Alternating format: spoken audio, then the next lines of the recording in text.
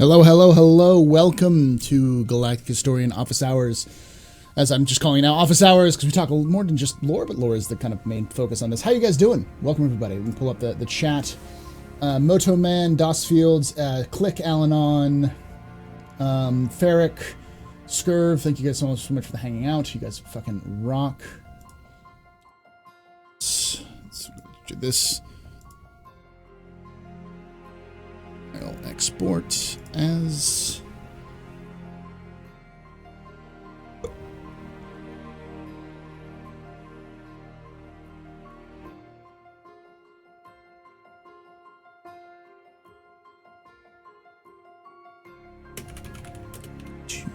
we go. Gotta do some thumbnails for this. Nope. Yes.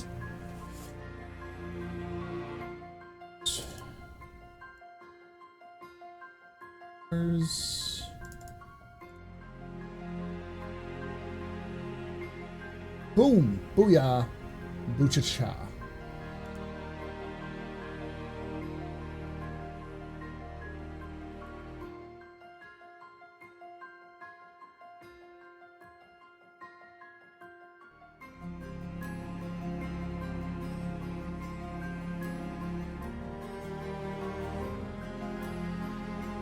It is Cinco de Mayo. Happy Cinco de Mayo. Revenge of the 5th, too, yes. It was 89 degrees in here in Georgia, Satan's armpit. Moto, as someone who used to live in East Tennessee, that whole region is Satan's armpit. Fuck that place. Nature's beautiful. It's absolutely beautiful out there. It's amazing. But, oh my god, the heat. Because it's not the heat, it's the fucking humidity. It's like 89 degrees and 100% humidity. You're literally breathing water.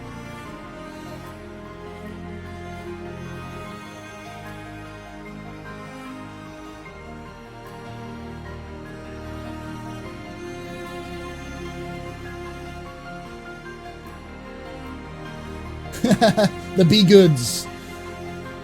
Welcome to Be Goods. How you doing, buddy?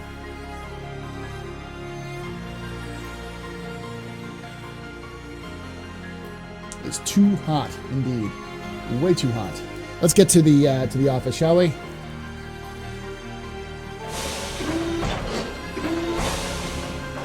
Welcome, everybody. I love this music. Fuck you, Utho. Why are you so good? Turn down the volume a little bit. Welcome, guys. Welcome. So, what have I been up to? Well, I finished my lesson planning for the year. So I've got all my lessons written out, done, published. I still have a couple more lessons I gotta like give. I got a couple more lectures I gotta give to my kids for presentations and kind of like open questions and stuff like that for the next couple days or next couple weeks. But I'm pretty much done for the year in terms of preparations. So I'm just gonna go through and make sure that my kids are passing who are passing, and those who are failing, I'm reaching out and being like, hey, hopefully you're not failing. But yeah, doing good so far. Welcome, everybody. Welcome. I decided that today we're gonna start off with, like, at least if there's no questions in the queue, I'll start asking questions about, or fielding questions, or talking about. I'm sorry. Start talking about the Tavarin, because they tends to be it's a big subject right now in terms of people's interest in lore and stuff. The Tavarin are very interesting. They're a very interesting group of a species. They are very, I don't know how to put this. They're very...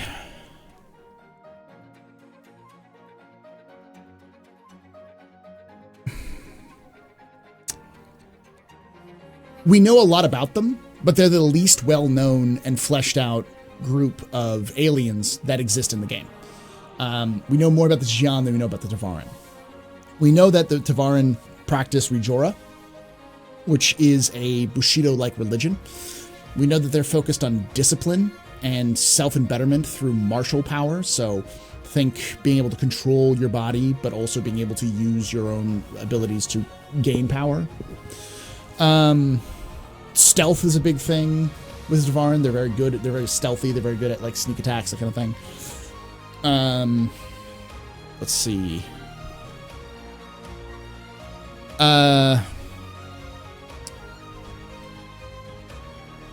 They have an honor code. They're more honorable than, say, the Vanduul. This tie is really shiny and one size, though. I'm looking at myself there. I'm trying to see what else.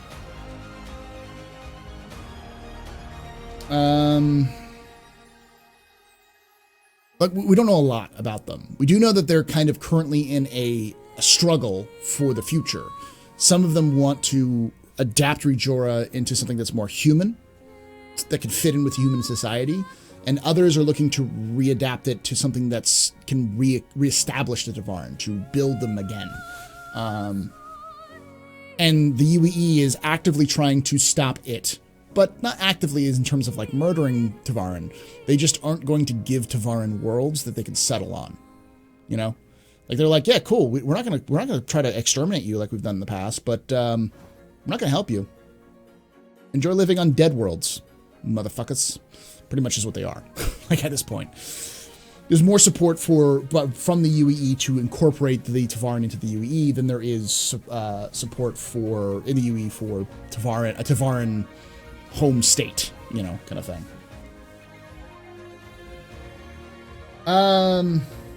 They're very interesting. I'd love to learn more about the Tavarin, but they're going to play a huge role in the story going forward. Do we know what the Tavarin ship that was mentioned in the Instrument of Surrender? I think it was called the Jackal. I don't know. It's probably an older, because I mean it's a second Tavarin warship that was still 300 years ago. It probably, just like many of the things, like the Bearcat, the Aegis Bearcat, you're probably not going to see it. Well, I mean, you have to understand as well that the UEE government isn't eager to have a third Tavarin war. They don't want to set up the Tavarin as an independent state and just have them attack them again because they want to get Elysium back. Like, the UEE politically is like, that's dumb. We're not going to do that. Oh, but they want to have their own world. Yeah, but they want their own world so they can conquer their old world back. Like, they're in a kind of a shitty situation where, like, you can have sympathy for them, but at the same time, you understand that they're still a geopolitical threat if you do that. Well, a universal geopolitical threat or whatever. Uni-political threat, I guess. Yeah, so, like, the upfront makes the UE look like a bunch of dick bags. And it really does. It makes the UE look like a bunch of dick bags. But if you dig a little deeper, you're like, oh, because people are still afraid of the Tavarin.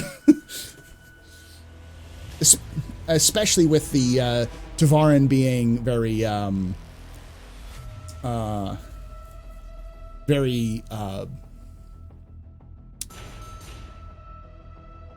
there's signs that the Tavarin are on the rise again. That there are militant Tavarin who were trying to rearm, similar to the last Tavarin war. Do you think we'll be able to play as the Tavarin as the first alien species in game? Yes, but we're talking like after launch. I have a feeling that if they're going to do something, they're going to go with the Tavarin first because they're the easiest to incorporate into the game, because you're going to have them in Squadron 42 at some point. I'm like 99% sure, as like allies. So they're going to need to skeleton those guys out. And they already have them incorporated into lore, so a Tavarin player would essentially just be another UEE citizen. There's really no difference between a Tavarin player and a human player in terms of lore, in terms of gameplay. You'd need to make them a different size, which might affect FPS gameplay, but you may give them extra abilities to counter that, whereas humans are kind of jack of all trades, master of none, or just let the player decide. You'd have to kind of give slight changes to the Tavarin, which could end up in balance issues, so it depends. It really depends on how they deal with that. Yeah, in-game. A new concept ship sale? I don't. What area in history is your favorite? I get asked that every week, but it's the early modern period of the world. Mostly Europe, but like I'm fascinated by it. Like the 1600s to about the 1700s. Really, it's more like it's the 15th to the 19th century, like to the 18th century, into the 18th century. That whole area of time period is fascinating to me because it's like feudalism to industrialization is essentially that time period between Columbus discovering America, or like the fall of the Byzantine Empire and Columbus discovering America and the American Revolution. That time period is very fascinating to me, both European-wise as well as globally. A lot of strange things happen.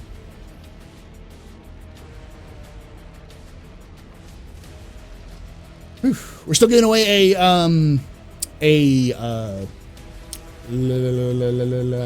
we're still giving away a Prowler, courtesy of CIG.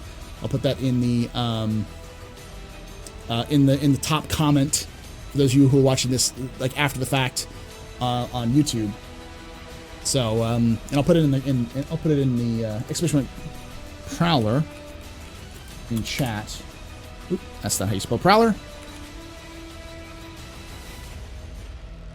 Copy link.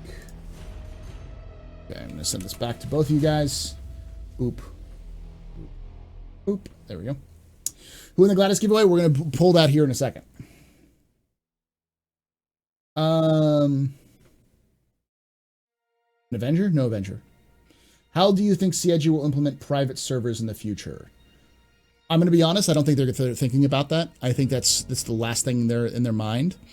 I think likely what will more likely than happen is that CIG will be late to the party. Players will create private servers before CIG does it themselves, and they'll have to. It's going to end up ruffling feathers at Amazon because part of the contract that CIG signed with Lumberyard is to use only Amazon servers. So if players are using non-Amazon servers to run their private games with a hacked version of Star Citizen, Amazon might get a little pissy about it that they're not shutting it down. I think likely what you're going to see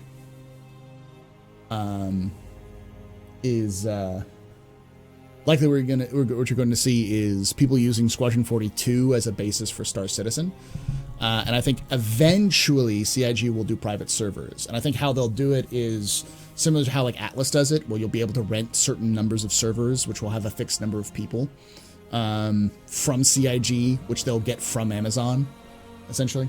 But is that a new look? What is a new look? I've always had this shirt. I just haven't had the time. I gotta get the background. I gotta change the background. In fact, let me change the background right now so we have a better background than we currently have.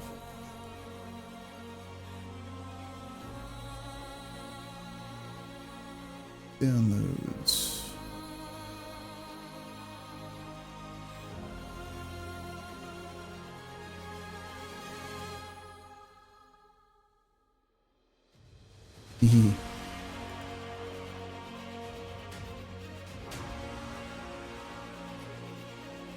Live editing, y'all. Here we go.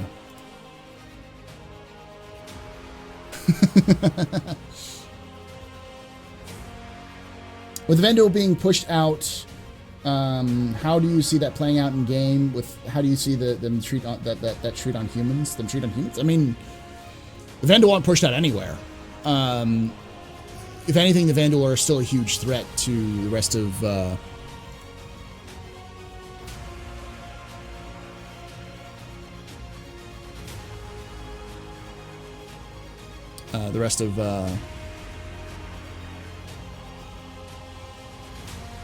that's weird. That's why.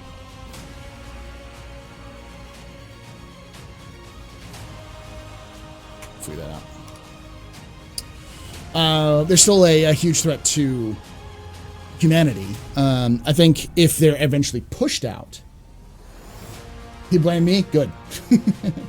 I see them still being very angry towards humans. I don't see them being nice to humans because the humans defeated them, kind of thing.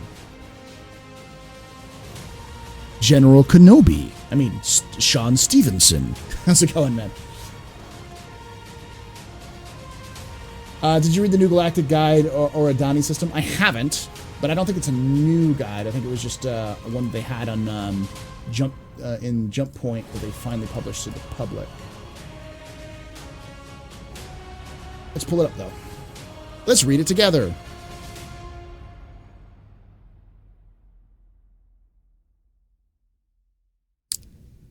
Originally subscriber exclusive on July 11th, 2018. Yeah. Today, Oritani system remembered more as a legend than reality. Discovered during the halcyon days of our expansion into the stars, the system shocked humanity after the only jump point connecting to it into the known universe collapsed and never reformed. This tragic incident marooned thousands of settlers. To this day, despite many hypotheses, the truth of their fate is yet to be learned. Though currently impossible to visit, we here at Galactic Guide deem it worthy of coverage, both as a way to honor those tragically lost and to help distinguish the fact from the wild fiction surrounding the system.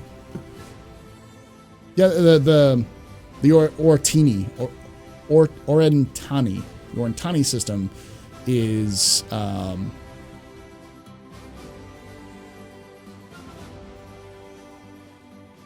this is interesting. It is an interesting part, and a lot of people have already contacted me about it because there's a group of people like an organization that's like the Sons of Oritani or something like that, which was the family that was left behind from these people, like as an organization.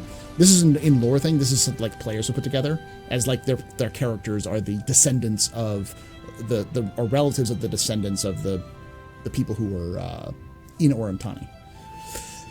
Oritani discovery sparked excitement. It contained 6 planets, 2 of which had been cleared as potentially habitable, and a mineral-rich asteroid belt.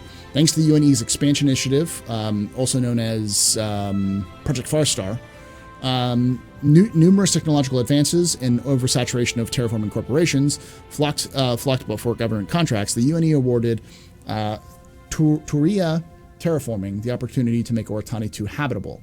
Commentators deemed it politically safe and progressive choice. Although the company had never terraformed a planet, CEO Adriana Bretnick stacked Turia's executive ranks with experienced industry insiders and gained the backing of enough prominent investors to immediately put their plans into motion. Bretnick embodied the ambition and optimism of the era. She believed that terraforming should not be the precursor to planetary habitation, but at its initial stage. Perhaps, besides paying a premium for an experienced terraforming, she offered workers and their families free housing on space stations within the system on condition that they moved to the planet once they were habitable. Bretnick argued that the initiative would increase worker morale and the quality of their work since they were literally creating their future home.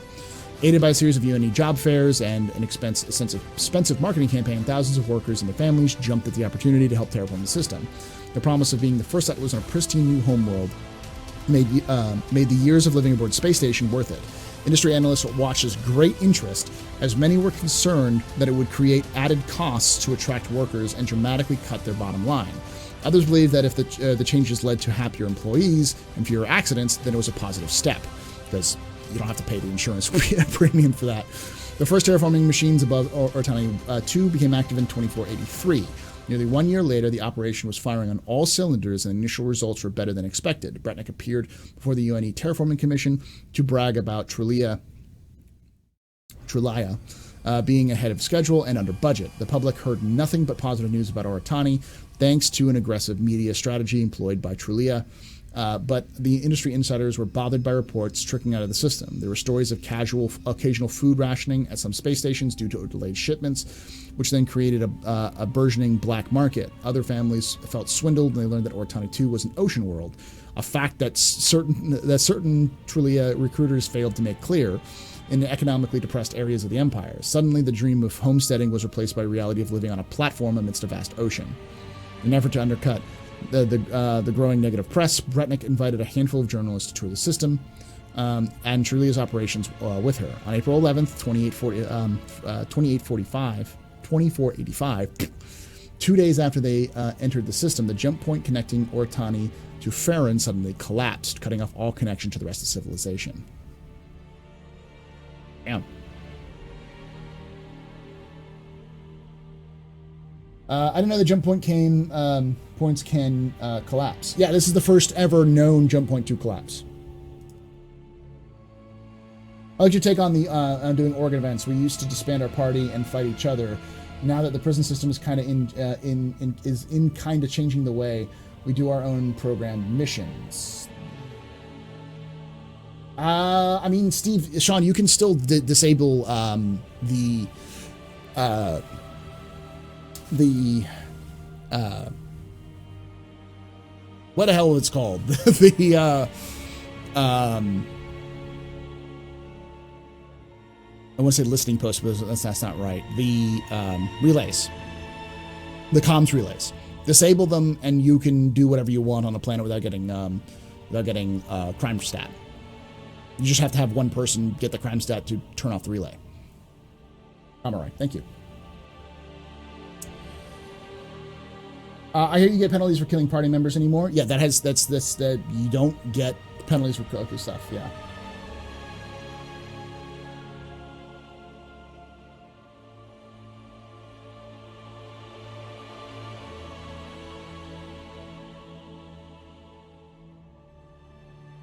The Cartual? You mean the Kurthok, Saxon? Is that what you're asking? No problem. Yeah, you just have to have more prep for it. Question, how do you defeat the Vanduul? Are they not like a separate nation states? They are, yeah. So you wouldn't really be able to defeat them wholeheartedly. They're individual clans. We don't know how many clans there are. There may be dozens, there may be hundreds, there may be thousands. And you don't really defeat the Vanduul. It's like destroying humanity in this kind of world, this kind of universe. You can defeat the UEE, but that doesn't mean you destroy humanity. There's humans everywhere, all over, in places that the UEE does not control directly, like Nyx, Pyro. Those are not controlled directly by the UEE, but there's still humans there. You mentioned in your recent Captain's Table a 6-hour-long podcast called Deep Dive or something like those lines. Where can I watch it? Let me look it up.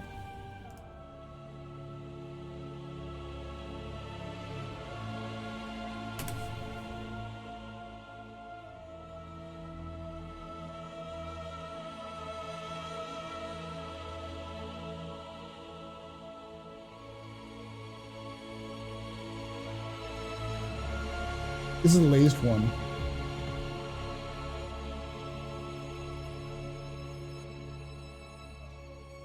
Hold up. Oh, the Kurthok. What do we know about the Kurthok? We know a lot about the Kurthok. There you go. Take on Calvin Deary. I don't recognize the name. I'd have to look it up. There you go, Erica. That's their latest one. It's important to remember with the Deep Dive podcast, from what I've understood, because I'm not able to watch it a lot because they say stream it the same time that I do Captain's Table, so I'm not available usually. But it's 6 hours, but it's not really. A lot of it is filler, a lot of it is banter, not a lot of there's analysis in there, but like I'd be fairly certain that Virgil would be able to cut out 4 hours of that content and get it down to just 2 hours of concentrated analysis. I haven't watched a lot of it, but it's a common problem that a lot of podcasts, especially Star Citizen podcasts, do, where they just stream or just do videos for like 7 hours straight because they can talk a lot and they can banter, and then they get off on topics and on tangents, and it's hard for them to, and it's fine, it's fun, but especially depending on when you do it, it can be really exhausting.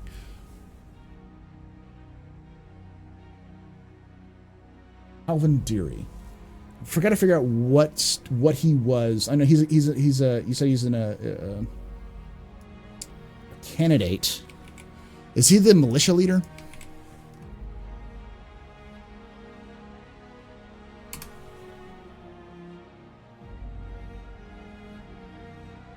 Get down here.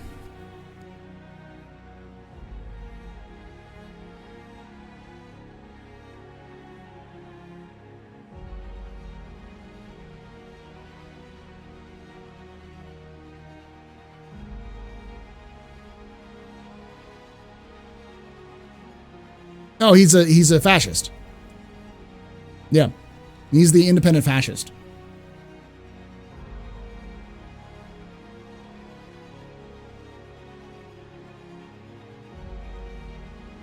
He wants to nuke the Vanduul. That's my take on him. He's the UEE's version of a fascist candidate. Humanity first, fight all the aliens, purge the Xenos, like that kind of thing. Hey, Square Peg.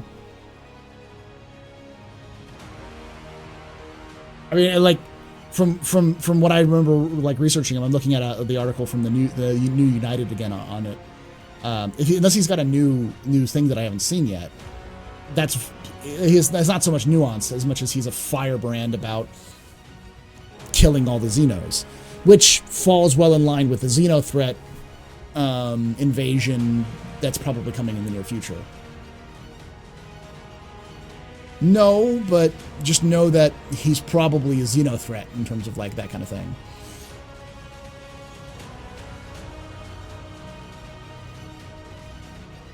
Watching your content like that is great for a stream where you're in interaction, not so much for a podcast or a video someone's going to have to commit some time watching to it. Yeah, Moto, that's kind of the point. Like, that's one of the reasons why I stopped doing the 4-hour, 6-hour podcasts, because it's hard for people to watch it, and most people don't. You know, the reason why I do stuff like this, which is only about 2 hours, is because I want people to be able to hang out and relax and listen to it, so they have enough content they can listen to. But not something they should have to, like, sit down and be like, I'm going to spend an entire day watching this. Or have to watch it in pieces. There's a lot of people who need that because they want long-form content that they can consume at a pace that they can be reasonable about, which is fine. But it's difficult. It reduces who can actually listen to you. And as a result, it reduces the amount of voices, where your voices get heard. And that's the sad part. It's like the reason why a lot of people like watching the Captain's Table or like watching this is because it's available and it's in a time slot or time frame that is easier for people to listen to, and people will pay attention to it because of that. So like consistency is important, and length, getting that length down is important for podcasts. But I also had like 4 years of experience doing this, so I'm a little bit more kind of honed down towards it. Yeah.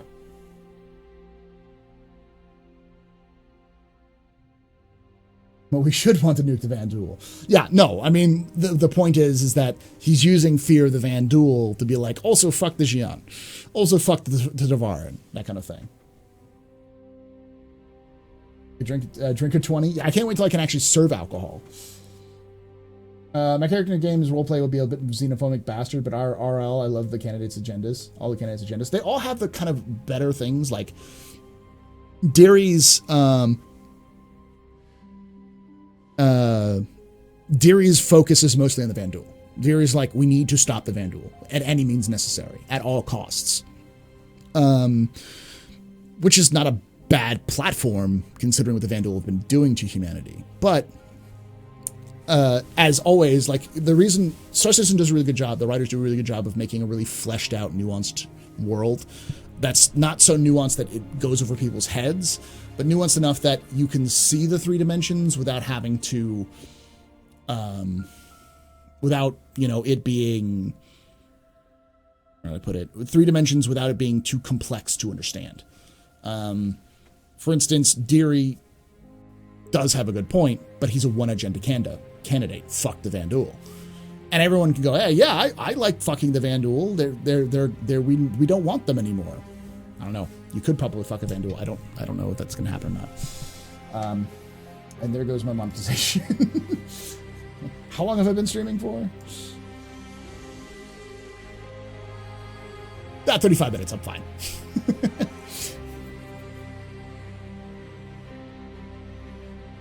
Yeah. More than an hour podcast is more difficult than say driving driving to work or school, etc. Exactly, yeah. 1 hour is about the good time frame, and I've noticed that, like, if I could take the Captain's Table and distill it down to 30 to 45 minutes, that's the exact amount of time that people are willing to listen to the Captain's Table. Now, I know that if I made it 45 minutes, the actual watch time would actually decrease to about 20 minutes. But that would probably be better because I do a 2 hour plus podcast and only about maybe a third of it is listened to. Jim. Heyo, is it lore time? Any topic specific today? We talked about a little bit about someone else also asked about the Kurthok. I'll go after this thing. But we talked a little bit about the Tavarin. about how they're kind of in a weird position because the Tavarin are really they have two major factions. There's the make Tavarin great again and the assimilate into the UEE on our own terms. And the assimilate side is getting some pushback, but it's the most sympathetic that the UEE has. Like people are like, yeah, cool, let's bring the Tavarin into the fold. But the other side is like, give Tavarin a new homeland, give them new culture and new species, that kind of thing. The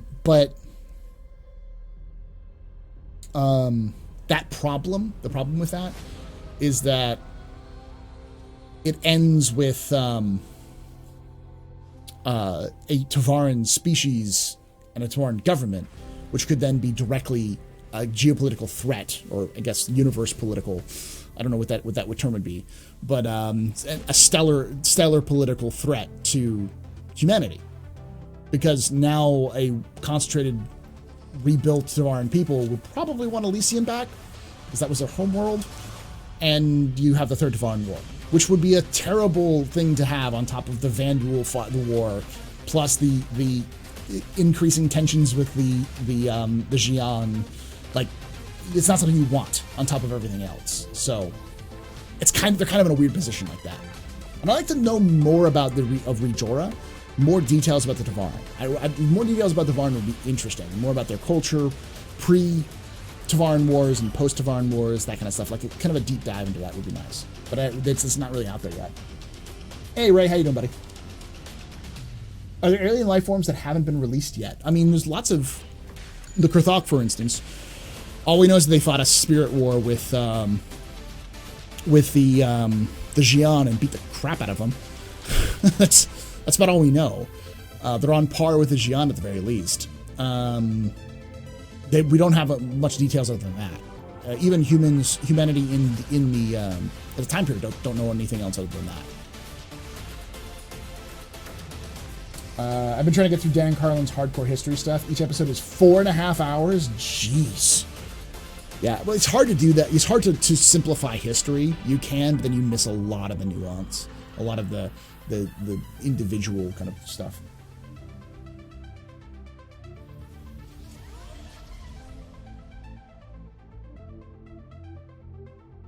Any other questions, guys? Feel free to ask.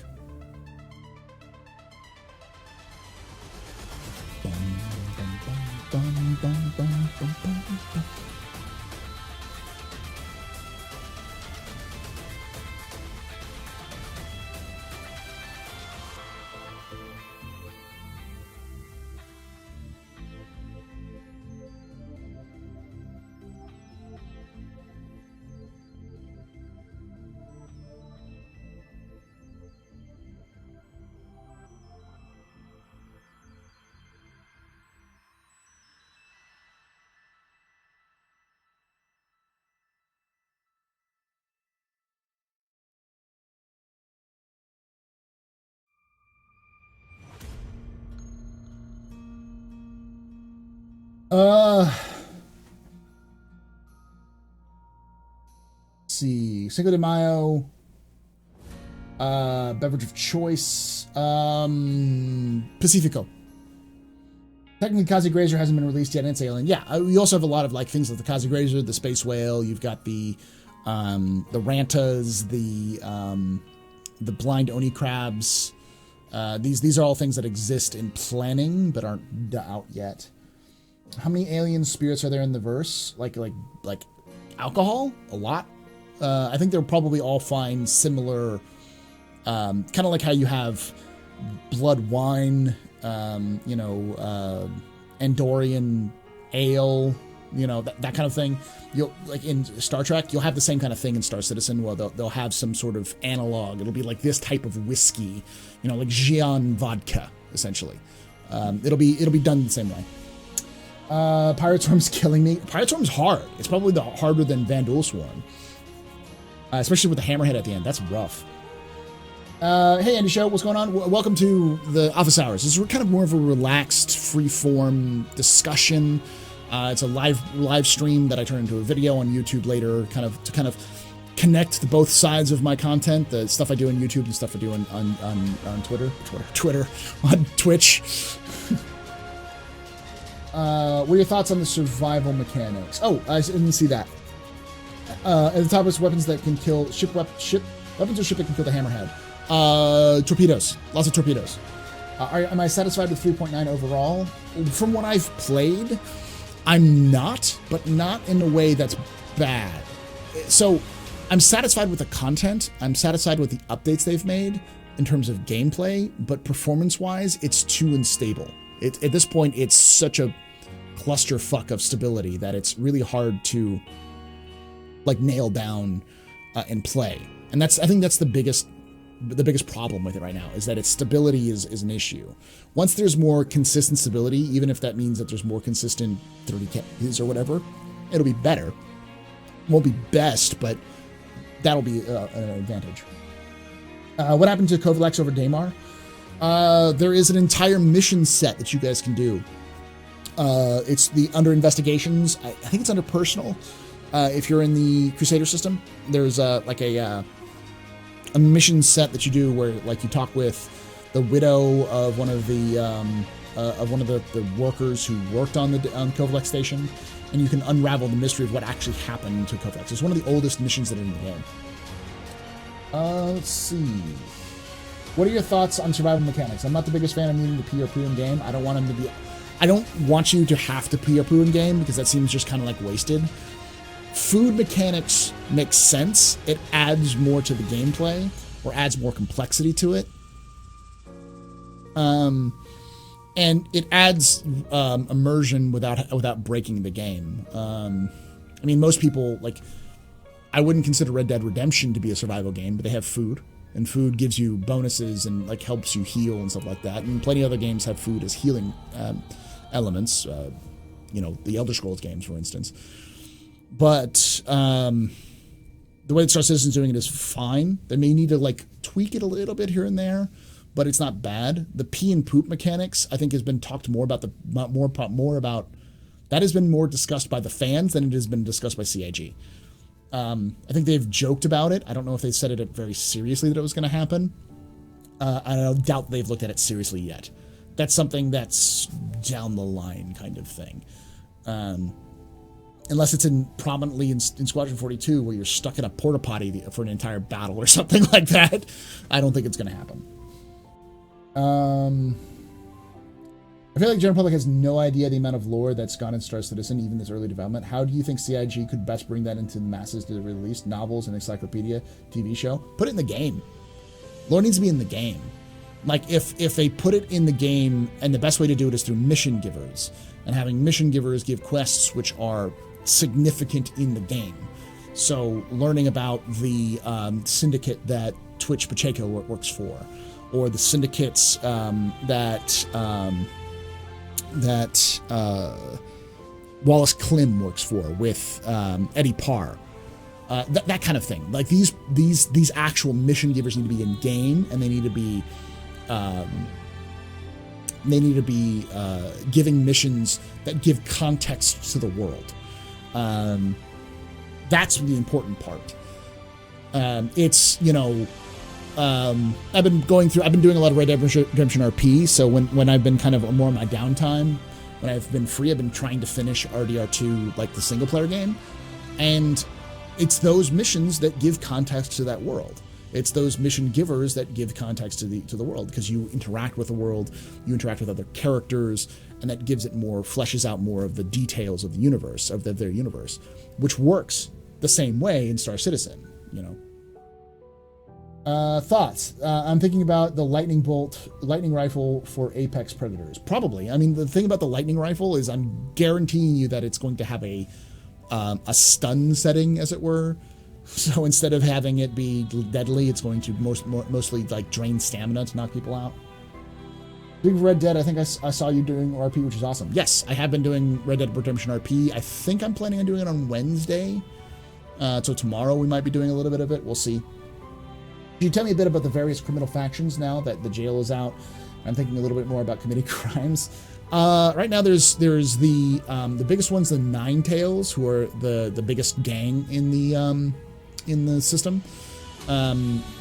Ex Malo Bonum is another rebel group that's trying to overthrow the Hurston Dynamics. Then you've got Twitch Pacheco, who runs a syndicate, who's the head of the Stanton version of a syndicate that's kind of multi-system. I don't know what the name of the system is. The name of the syndicate is, I have to look it up, but and then there's also, as I said before, Wallace Klynn and Eddie Parr, who's being added next patch. Both of them are part of a combined syndicate with another unreleased mission giver from Hurston. So they all are connected. And that syndicate has been dedicated to drugs, manufacturing, distributing drugs. And Eddie Parr's job is to coordinate assaults and attacks on like shipments, because he runs this bar, the Wally's bar. He's the head of that. So so Twitch Pacheco's syndicate that she works for is new to the system, and she's not new to the system. She used to work for a security company that is the head of security for ArcCorp. She got kicked out, so now she's joined up with the syndicate to help them getting into the system. So most of her missions are about fighting with this other syndicate. If you've noticed, the Price of Freedom mission, she basically says, don't release all of them. Don't do that, because that's bad. Because that's going to cause A, more tension, and B, release some people who were captured who are part of our competition. But she doesn't say that. You're supposed to imply that, because you need to know that the other mission she gives, which is about screwing up a drug lab, that drug lab is controlled by Wallace Klynn and Eddie Parr. That drug lab is their drug lab, which is why she sends you in to rough it up and then snitches on them, because she's trying to upset their drug empire. That's the whole thing. That's one of those kind of those give and takes that are going on there. How far are we from being able to stock our ship with food and drink instead of personally having to buy it? I don't know. I hope by the end of the year, but we'll see. I think they have to do physicalized inventory, so iCache has to come in, just for your character and for your ship. And also the physics grids need to be worked out properly, the physics reworked, so that you can have items in the ship which are part of the physics grid, which are not part of the ship. The same thing that has to do with docking and with the whole sea. I think we have to go pee and poo in the game in the future. I mean, why else would they build toilets and ships in the apartments? For immersion's sake. There's toilets in plenty of games that don't ever get used. Fallout, I think that's, but I think those are also like helpful kind of mechanics for being like AFK. I'm just gonna go to the bathroom and just go sit on the toilet kind of thing. Forgot to ask. I don't need to do anything about those gift items, right? What gift items? The ones that I gave you. You have to go to you have to go to your email and click claim. That's the only way you can get them. You have to claim them through your email. Otherwise, it'll just remain in gift limbo forever. And I usually stop that after a couple of. I canceled the gift after like 3 weeks if no one's claimed it. I assume just people still want it.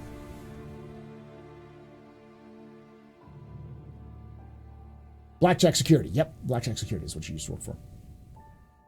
Bounty hunting's become a true sport now. There's now a consequence for lawbreakers. I'm happy with how prison system changed dynamic. What do you think of this, good or bad? I like it. We talked about it in a little bit in Captain's Table this last week, but I think the biggest issue with prison system is it gives punishment and makes choices for criminals. When I say punishment, I don't mean punishment. I mean there is a consequence to the actions of criminals. Criminals have the best gameplay now.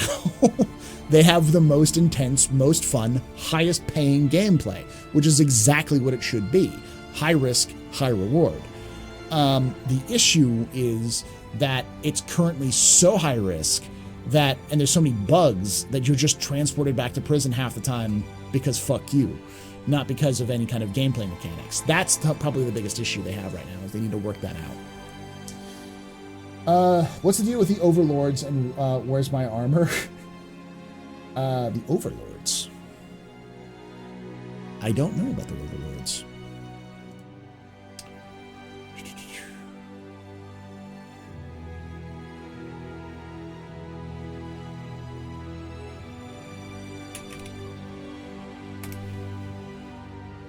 Oh, the Overlord helmet?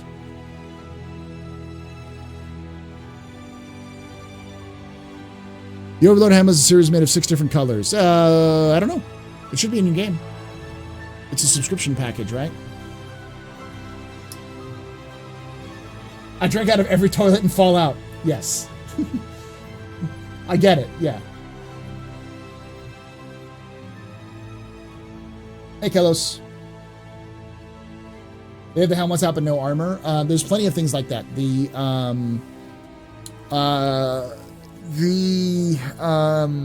Morning Star is a helmet but no armor. There is armor that's supposed to come with it, but the helmets are made separately. Manufacturer is CC Conversions.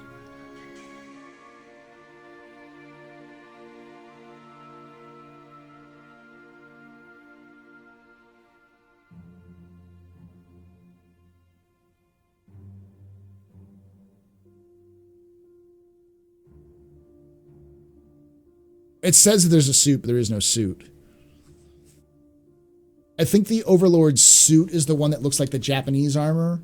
The one with like the like samurai with like the little like loincloth girder. I think that's what it's supposed to be.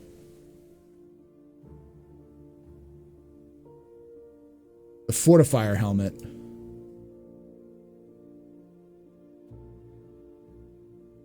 Yeah, that's what it is. It's the Citadel armor set is what it's supposed to come with. Citadel core, Citadel arms, Citadel legs, and then a stone skin undersuit. The helmet goes with that.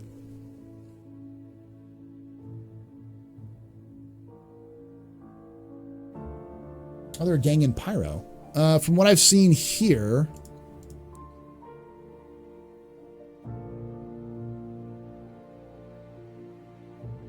doesn't say anything about that.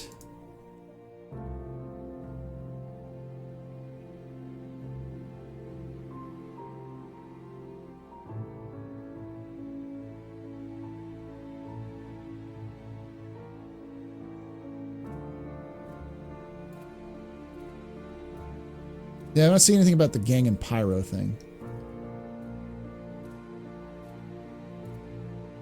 Those are different suits.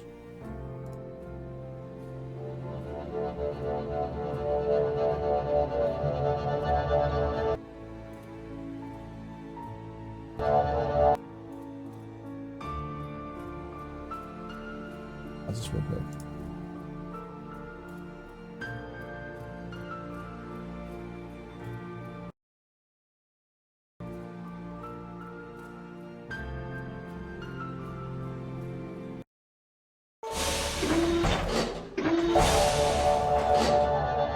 This is a whole suit. You see here. That suit doesn't exist in game.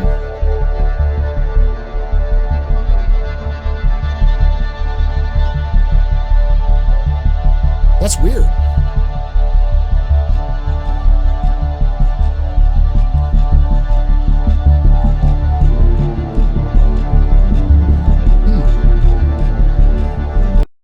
That suit is not what I was expecting.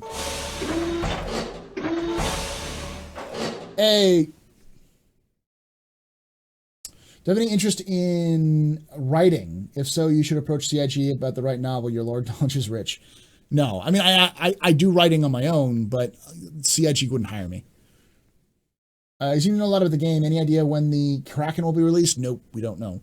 That is much further down the line. We barely have the 890 jump, which is the first technical capital ship.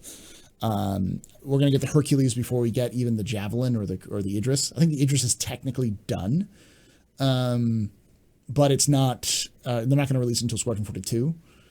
And besides, you need bigger universe than we already have. I think Kraken is waiting for things like the Idris, the Javelin to both be released, and to have like larger numbers of people per instance. Server meshing, all that kind of stuff needs to get done before the Kraken is even taken a crack at. But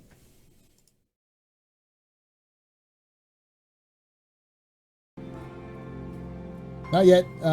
Sometimes they'll pull other parts of the suit and bring that later. They've done it before. Yeah, they might do that. I would hate to see them do that, but it's one of the reasons why I stopped subscribing.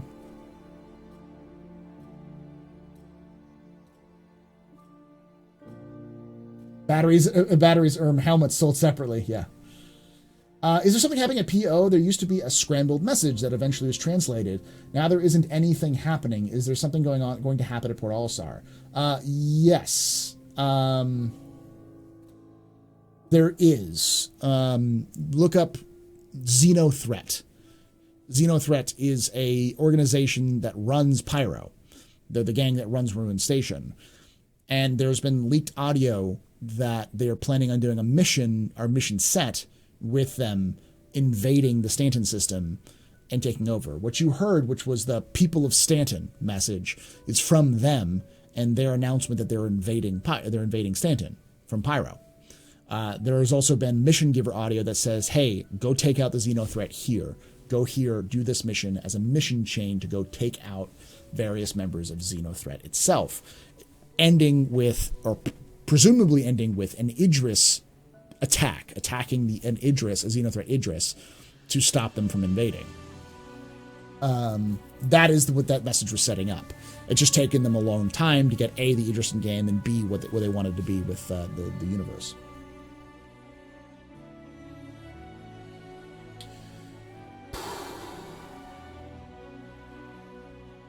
Can you get a job from Twitch if you don't have any appointments in SC? If you have to, I think if you can, but you have to be in the ArcCorp, probably the best way of doing that. Since the data ships and plans for science-type jobs, should we expect these releases will also come with lots of flora and fauna to interact with people on planets? I mean, eventually. Since there are data ships and plans for science-type jobs. Yeah, I mean, not new anytime soon, though. They're horsemen. Not anytime soon. When will the Cutlass Red be available for purchase in game? Probably when the next big medical update comes out. I don't know when that's going to be, though. I mean, they're working on getting dragging into the game, which is probably part of that as well. I know at some point they were working on just being able to like take your med pen out and stab somebody else with it. But I'm sure that a lot of that has stuff to do with like back end stuff as well. So 10 ships can't kill a hammerhead. I'm assuming that the player count per server will have to increase to do the Majors mission. Likely.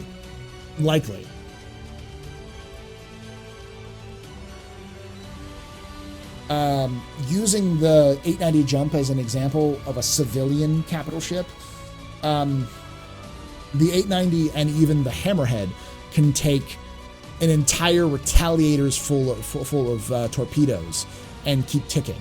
If not, they can sometimes shoot those torpedoes down, or those torpedoes will miss. So you would probably have to use multiple Retaliators full of torpedoes to be able to take down an Idris. It's a capital ship. It's the equivalent of a Coast Guard cutter. It's not going to be easy to kill. The Oracle. I predict the future. You are the one, Neo. Question: as far as players developing canon lore in game, like Jumptown, will this tend to be a high level event, or will there be specific player character ships that could make it into canon lore? I mean, it depends on if the developers are cool with it. Like, there was that one dude who was a meme. I can't remember his name anymore, but who was like the most feared, all shall fear me kind of dude. That dude, at the right time and the right effort, might have made it into lore because the developers could have thought it was funny, or cool or whatever. That's the same thing would happen with any event. It has to capture the attention of the community or capture the attention of the developers.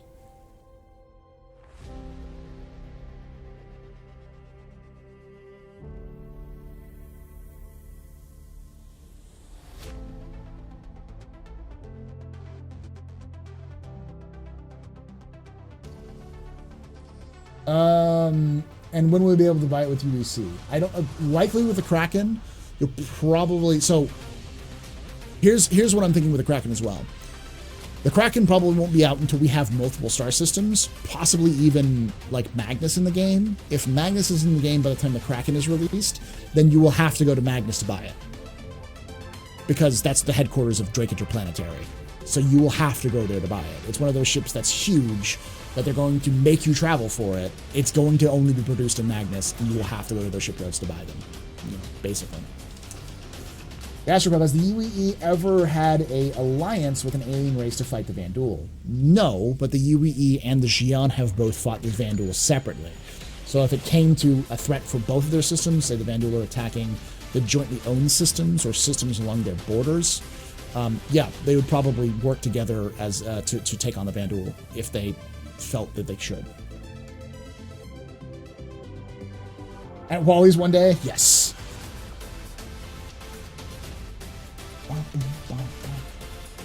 Going there, Sangover. It's a day my rally theme, by the way.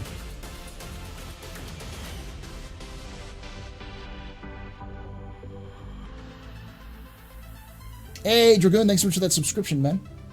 And then from them biddies and Jay the Brown, thanks for that follow. Let's give some bits out there for you guys who are in or beers out there for you. I look forward to being able to serve alcohol. I can serve drinks now, which is nice, but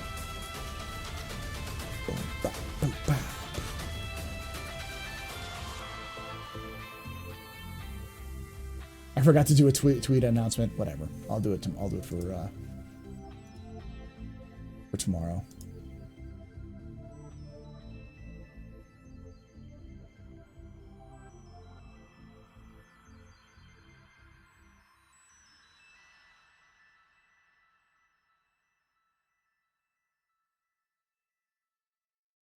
Nice. The music is loud compared to my mic. I can turn it down a little bit.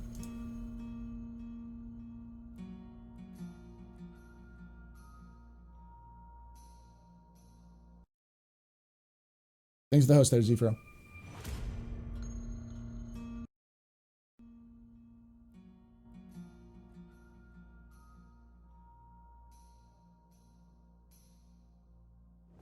Question, do you have or do you plan on getting an 890 jump to serve drinks on? Eventually. In game. I'm not gonna buy an 890. I'm not gonna pay $900 for a ship.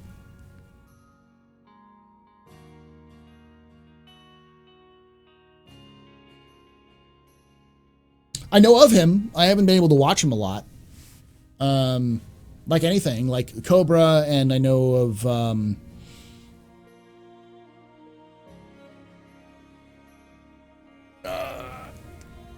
God damn it.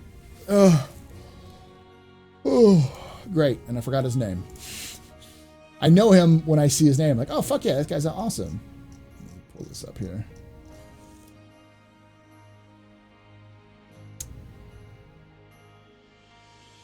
Oh, Dig That. Dig That. The guy who moves from Elite Dangerous to Star Citizen. I also heard that Dig That was looking for, like, to do collaborations with people. It's like, because everyone's kind of doing their own thing. And I'm like, Dig, I need voice actors, dude. And if you want someone to come on and talk about lore with your shit, I'm always available. I love working with other people in the Star Citizen community. Sometimes I feel like I'm the only person who does that, but they're pretty good. Overlord's Vigilantes group of Pyros seems to be new to its lore. We have helmets that are armored in this month, 2 sets for Imperators and 1 set for Centurions. I'll have to look it up, though. If they're a Vigilante group, they're probably going after the Xeno threat. Do I think lawful orgs will get permits to kill other unlawful orgs without getting crime stats? Yeah, you can do that already. If you're finding someone who's unlawful, you can kill them if they're already wanted. You think there'll be extortion level prices in the game because of how much people paid IRL for money for ships? No, because that would be stupid. It'd be stupid on CIG's part because it wouldn't create a balanced universe. It also, like, the reality is, and CIG's been saying it, I've been saying it, lots of people have been saying it, is that the ships you're purchasing right now in game is more of a pay to skip, so you don't have to grind for that ship. But it's never going to be the value that you think it is. I know CIG hasn't said that, but I have said that it's never going to be the value. Look at the in-game ships right now. The Titan is 700,000 UEC. I can earn that in-game currently in a week of gameplay, of like honest-to-God gameplay, with an Aurora. That's $50 IRL. So that's about 50 hours. If I do about 50 hours, it's $1 per gameplay. That's kind of almost worth it. But I can also rent it for like nothing. Can't modify it, but I couldn't modify a stock one that I bought with real cash anyways. So the reality is that the value of the ships you're purchasing is not going to be the same as the value in game. The game has to be balanced separately because the game has to be fun and has to be engaging. That's the problem with buying ships with real cash, is that it's never going to be worth the value. And I think most reasonable people understand that. Most people know that, like, you're buying an $800 or $900 luxury yacht. It's not going to be worth the money you paid for it. It's kind of a weird way of looking at it.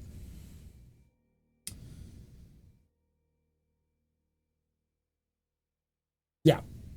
Essentially, what people are doing is they're buying a ship to help fund development so the game can be made. Especially in the early days, that's how most backers saw it. Is like, I'd like the ship, sure, it'd be cool in game, but I want to see this game get made. I mean, that was 2013, 2014 kind of thinking.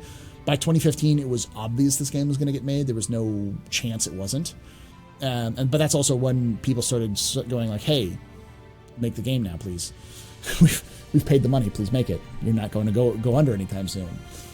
But there's a whole like videos worth of information I could do about the history of Star Citizen as a backer. I've pledged more and aimed for first tier of the concierge, but I just look at supporting the project to tell myself. Yeah, I mean, you have to do that. You have to understand that anything you purchase is going to be subject to changes, and you're likely not getting the value. Personally, I do things like I have a Corsair. Why? Because I want to have that gameplay, and I want to be able to get that gameplay earlier so I can have fun with it.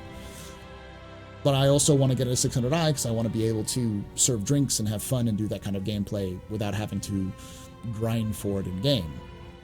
But then I have an entire different account that just has an Aurora. So like, I'm seeing this from my own perspective. It's like I have some certain ships for certain gameplay aspects. Especially, I have more ships now because I'm a streamer than I did before I streamed the game. Because of that, because there's a lot more like I want to show this content off, kind of thing. So it's more of a business expense than anything. An anti-jump is pretty fancy prison escapee transport. Yeah. How will the UE compliant PMCs fight, let's say, another PMC? Probably not in UE-controlled space. Anything that's done outside of the UE will not be subject to UE laws. It's kind of like if you do something in international waters, it's going to be a lot harder for you to get charged with that crime unless you're spotted by someone, and it's only if you're breaking international laws. Pyro is no man's land. Nobody owns Pyro. The UE does not have any stake on what goes on in Pyro, so you could go pillage and murder all you wanted to in Pyro and not get in trouble with the UE. And in game mechanics, that's kind of how it works. PMCs shouldn't be fighting each other in downtown New York. They'll fight each other in the jungles of Venezuela. You know, that's different. Same kind of idea. You're not going to be fighting each other in Stanton, which is quite literally like New York and LA rolled into one. New York, LA, and Detroit, and Chicago all rolled into one. Not going to happen. But you might see them fighting it out in like the Sudan. HW. I don't pay $900 for the ship. I pay $9 to show everyone how much better I am than them. Moto, that is not incorrect. That's a giant way of look at my giant e-penis. My penis is so big. That's what that is. When do you think Earth will be made? I heard devs will save Earth for the very last, maybe because they want to build the whole planet as it is in real life. I mean, I think it'll probably be the last thing in partially because of that, but also because it's going to be the most complex thing. Earth is one of the bigger systems in lore in terms of just sheer size. And it's also one of the more difficult places because they have to make sure that it looks like it does today, or looks like it would in 2940 or 2950, whatever. That's the key. The advocacy care, Paul. Only if they catch you. I didn't know gang wars I don't know gang wars happen, man. Yeah, but Q-Pen, those are gangs. they're criminal enterprises. You don't have. I don't know that what is it called? Like, you know, private military corporations, or I don't think they're the same as gangs in downtown New York. Which will have Port Olisar with Horizon Cities? What are you talking about there, Zufra?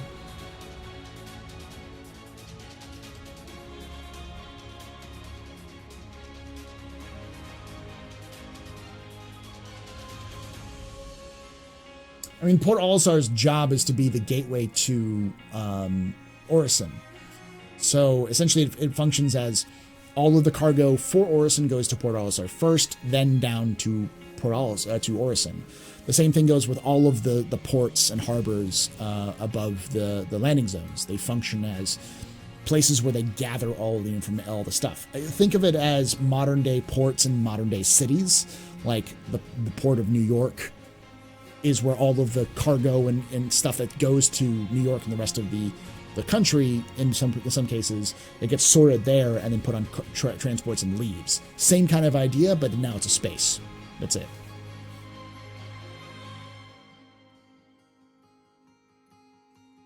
Hello, feet. I'm not showing feet. True balance. You show feet.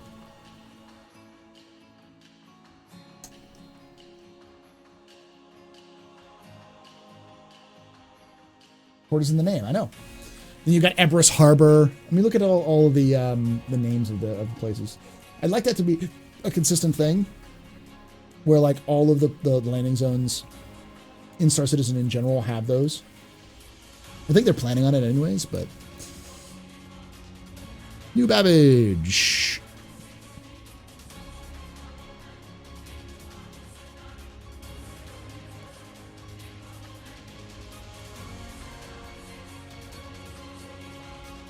Charles Babbage. Microtech.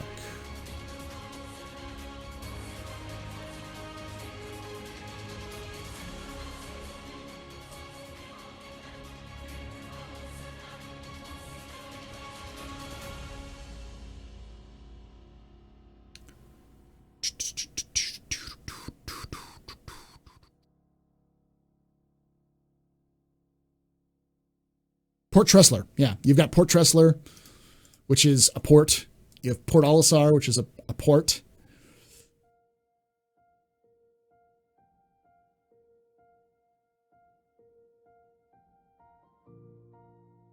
See, you've got Everest Harbor, which is a harbor.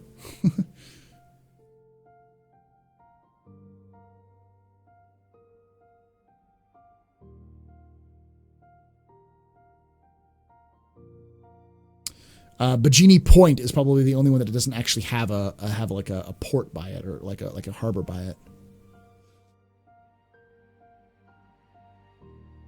Yeah, it's the only one. It's interesting.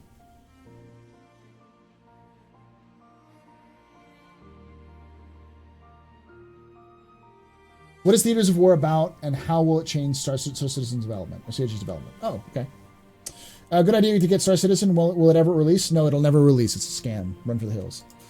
Star Citizen's never going to have an official release in the same kind of traditional sense. Think of it more like Warframe. Warframe is never officially released. Once it hit beta, it will remain forever in beta. As the developer said, they'll call it complete when they're done with it, and they're not done with it yet. CIG is going to be the same thing. The Star Citizen's always going to be developed, even when it reaches a release point. But it's going to be a lot more slow rollout of a release. You're going to be playing it over years as the universe expands, rather than getting, bam, 100 systems at release and you're done. And they won't even stop developing at that point. Space Cows, you're looking forward to the versions of Blue Milk? Yes, I am. Because they don't actually have milk, they have eggs. That's the weird part. One of the next updates I'm looking forward to is Big Space Whales. Heard that they're working on it now. Yep, they are. Space Whales are going to be not actually space whales, they're gas giant whales, and they live in Crusader. Babylon 5. Well, I mean, yes, Honey Toast. I do see that elite. We've already seen it SDC exists. They were a group in Elite that moved over to Star Citizen. You know, that those kind of people will move over. You also see people from Eve move over when Star Citizen's more developed. It's just gonna think that's gonna happen. Theaters of War is a combined arms game similar to Battlefield that CIG is developing in the Star Citizen universe. The point of its development is to test the balance of players versus vehicles and vehicles versus ships and players versus ships. That whole balance of gameplay in a large theater conflict. Now, I'm afraid of, and I'm pretty sure this is going to happen, is that it's going to be used for them to test out that balance, get the information they need from it, and then they're going to abandon it, which I would hate to see, but they've done it twice already. They did the same thing to Star Marine and did the same thing to Arena Commander. They got what they needed from it, they abandoned it, and then maybe did some token updates, but never really went back and worked on it and created it proper. So, see.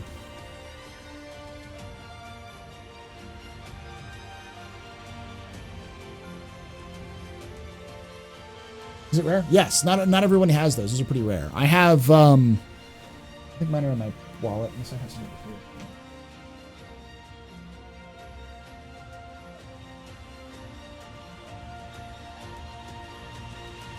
Ah. Paul Shelley, the Astropod.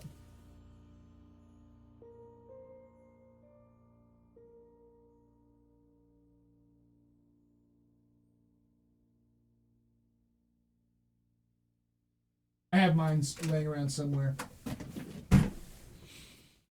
Ugh. Yeah, the Fuel Rats will be kind of cool. No, SDC, Smiling Dog Crew. They're a pirate group that was in Elite, I believe. Yeah, mine's the black card, so that's pretty cool, though. So Space Whales in 4.0. 4.0 is not going to be 4.0 anymore. I think this Friday they're going to change it. They're going to change the name to whatever it's going to be. 3. Alpha or 3. Whatever. But it's not going to be 4.0. 4.0 is the name that they're reserving for when jump points come in, and jump points are not coming in next patch. 4.0 is going to be, yeah, jump points, as I just said. Do I think gas clouds and fuel mechanic will be added with 3.10? I'd hope so, but likely not. We'll see what they add, but I'm guessing that 3.10 is going to be more kind of akin to what the 3.9 was, unless they have something up their sleeve, which we haven't seen. Terror of War, you will call it? Yeah.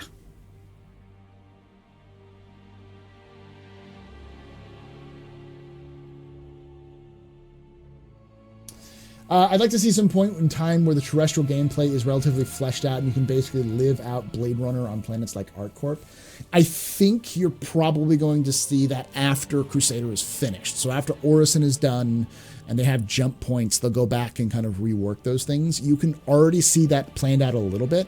If you look at the rooftops of Microtech, almost all of the rooftops can be accessed, and a lot of the rooftops have airlocks with actual elevators in them, but you can't call the elevators. You can try to call the elevators will never come. So they are working out that kind of thing. Now, here's some reality. You're never going to get to the surface of ArcCorp. You're never going to be able to go to the very bottom of ArcCorp. Not all of ArcCorp is going to be explorable. That would be beyond ridiculous in a game all of its own. It's just going to be mostly scenery with some stuff thrown in between. So thinking that you're going to get all of Lorville or all of ArcCorp to be like, even all of Lorville won't be explorable. It's mostly set dressing for the immersion of the universe. Is Knick-Knack Kiosk. Yeah, that's the gameplay we're getting with 3.10 is Knick-Knack Kiosk. It's probably going to remain bare. I mean, just kind of as like kind of a reality is 3.10 and probably 3.11 will not be the biggest patches we see. Probably 4.0 will have been moved to the end of the year. And it'll probably be add more content, but be buggy and come off the heels of like the anniversary sale and some in-game CitizenCon stuff, as they always tend to do. I don't know why CIG planned for 4.0 in the middle of the year. They've never released a big patch in the middle of the year. Maybe they were hoping to do something different, but it just doesn't work with CIG's planning. Essentially, if you're a Star Citizen fan, it would pay a lot to essentially start looking at Star Citizen in September and stop looking at it in like April or May. Because that's the time period when most of the development actually happens.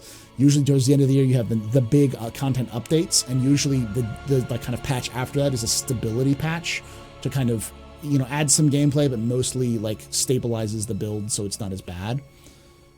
Like the end of this year is going to be bad, especially if they add in like server meshing. You're going to see a lot of issues with server meshing early on. If Shield Tech in, I'd be happy in 310. Yeah. So yeah, Panda, they've changed 4.0 to be called something like 310. Everyone's calling it 310 already because that's what comes after 9, but when Titan gets released, Titans get released, could we see a Titan dropship announced as a concept or straight to flyable? Probably. My guess is the Titan dropships, if they exist, they probably won't be Titan dropships. You'll probably have additions to existing space frames for that.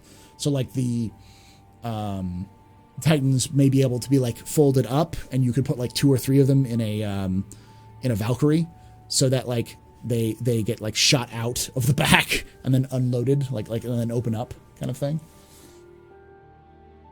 Cyberpunk 2977, the Undercity of ArtCorp, yeah. When and where did they announce this? I can pull up it was a discussion that was talked about on Reddit by Xylo.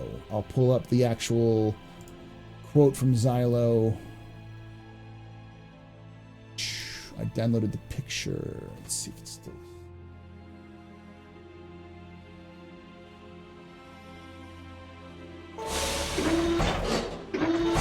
This was last Friday, I think. So it's fairly new that they've talked about this. Sounds like someone hacked our network and has been reading our emails. We've seen all the feedback surrounding this as of late and agree that 4.0 should be reserved for when we leave the Stanton system. Our original plan was to update the patch identifier today, which is last Friday, but we decided to make the update next Friday instead to allow for the team some time to update our internal JIRA's tasks first. No petition needed this time. This was on a thread that was talking about petition to change the name. So there it is. 4.0 is now 3.10.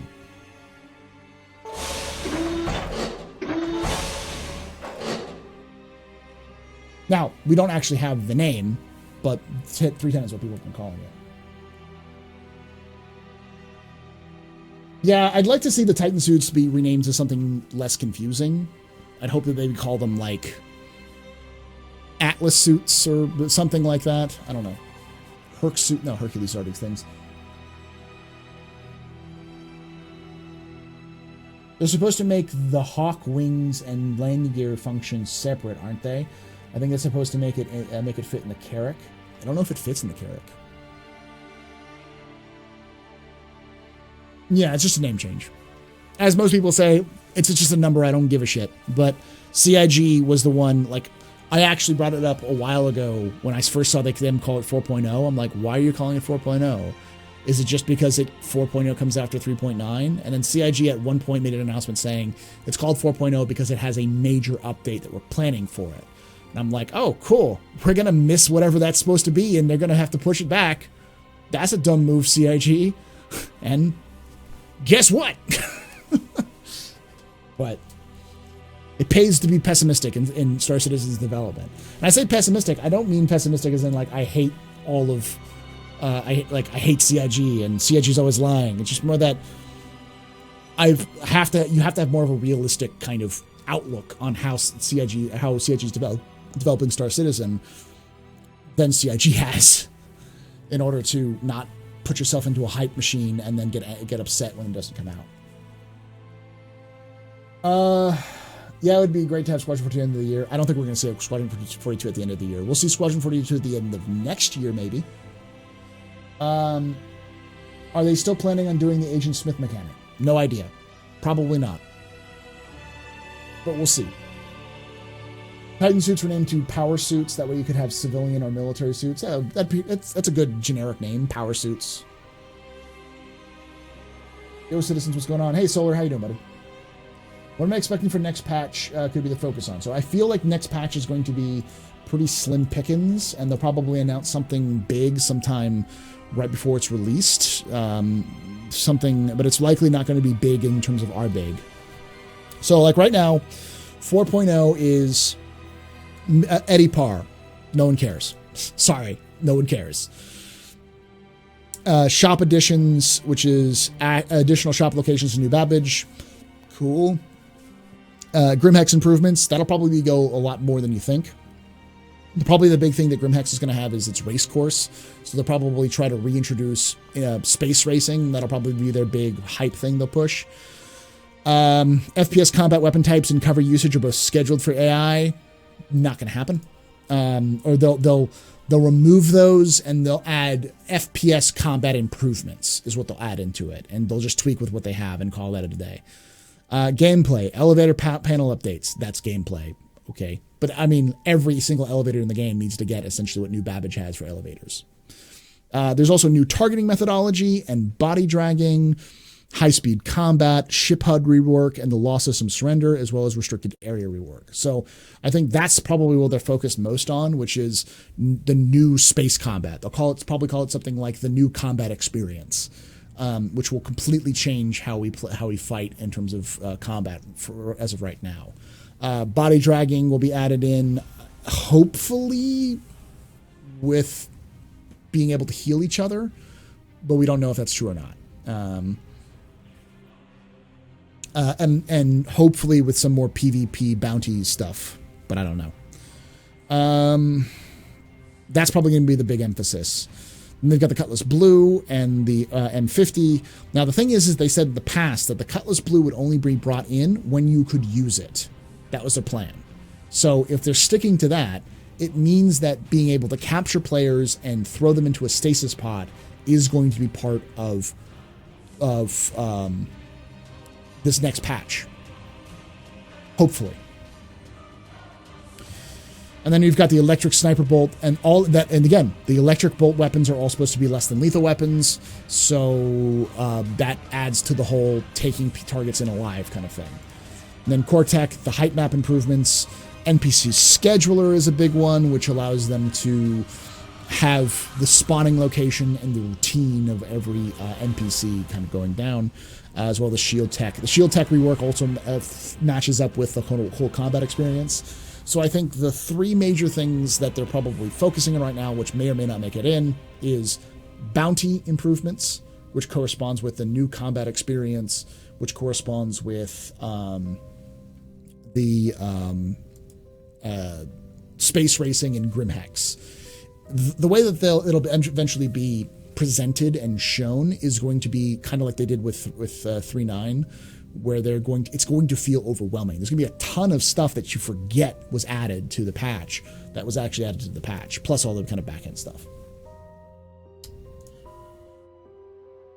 Yeah, I've learned to be realistic, be a realist with Star Citizen development. Yeah, maybe they'll sneak in the C2 or Mercury out. The Mercury's coming in September. I imagine the Hercules is coming at the end of the year based off of how well they've been working on it. They haven't even added the 3.9.1 patch to the roadmap despite already announcing it. 3.1.1 is just going to be a band-aid patch. Yeah, it's just going to be fix all the problems. We have racing gameplay already in Arena Commander. That makes sense. Yeah, so it's just matching over what they already have in Arena Commander. P-72 Archimedes, Emerald goes live in it as well. That's why they announced it. Yeah, and the P-72 is also known as a racing ship, so that also makes sense for the racing discussion. We need the Akasi Maelstrom with roaming Suma Vermouth in Star Citizen. I don't know what that is, Panda. I'm assuming that the Maelstrom is something to do with 40k, but I'm not too sure.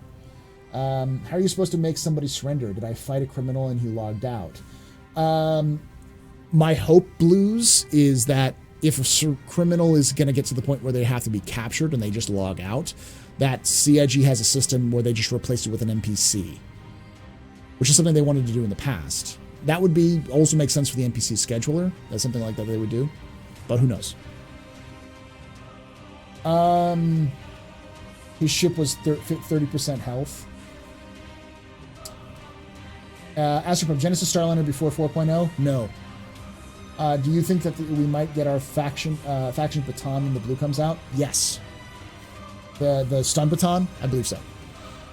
Because I think that's what the key with the electric weapons, the lightning bolt weapons, that if they're less than lethal, then the baton may make sense as well. Similar, it's just a matter of remapping the knife skin or the knife animation to be the baton. Docking, we need docking. Connie gameplay would be so much more better. I mean, docking is 4.1, I believe. Unless they completely removed it. Improved pool, object push pool, missile operator mode, docking. Yeah, it's in 4.1 to the end of the year.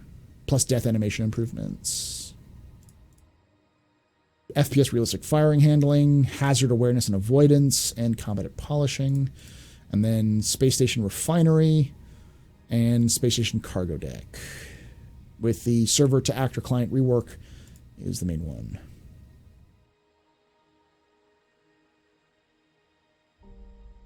Docking will allow a lot more than just Connie to detach the P-52. Yeah, it will.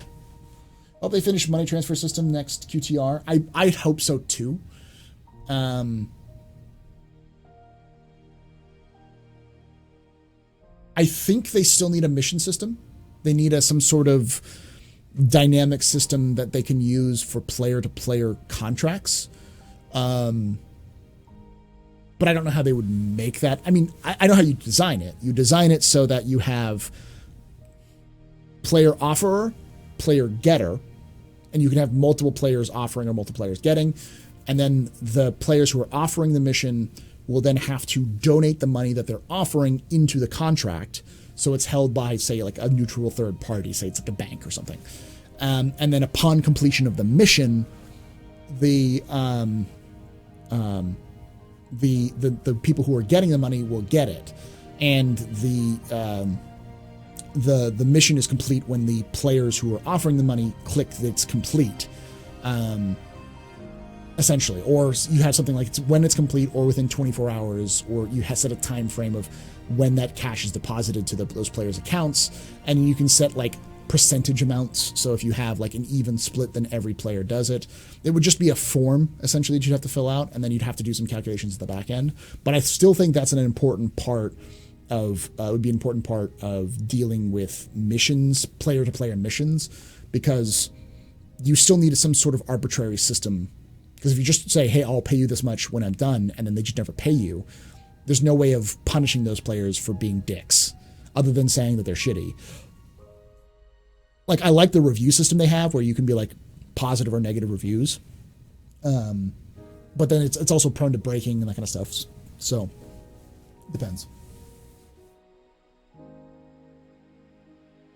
Have NPC moving in the verse in the next patch. Maybe passenger transport. I'd love to see a passenger transport next patch. They seem to be, at one point, have been heavily working on it. So we'll see if that works.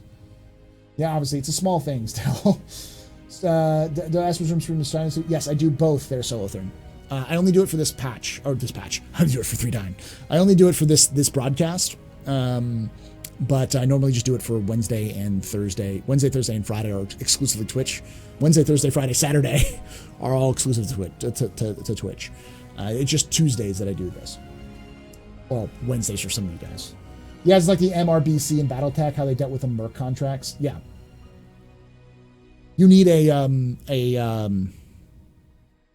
oh gosh, what are they called in BattleTech lore? HPB kind of group that's like a neutral third party arbitrator. They could tweak the auction house system for at least portions of that process, but the definition is done will be hard to built in some case. Well, I mean, that's the thing, Triple U. What you do is you set it so that there's a button in the system that says finish. Like you have a contracts manager that sets up the contracts, and then you hit complete when it's done, whoever's completed it. Or you set up, then you also set up for like a time limit. So like you have to set a time limit, or you can set a complete, and you can also hit complete, so that like this contract will automatically pay out in this amount of time if you don't click it, or you can click complete. But then you'd also have to have something that was like decline, so like people wouldn't just be able to like get the contract and be like "fuck you" and not do it at all. So I could see them doing a system like that, but the simplest way is just to let players pay each other, and making an easy system like that is better. Though I think there's still some room for contracts if you can make a contract system. Hey Paul, do you know if there's any plans to expand to Tavarin lore up to the level that we have with the Banu Xi'an? I don't know. We were actually talking about that earlier, Solar Punch, about how the Tavarin really don't have a lot of expository lore on them. I'd love to see it.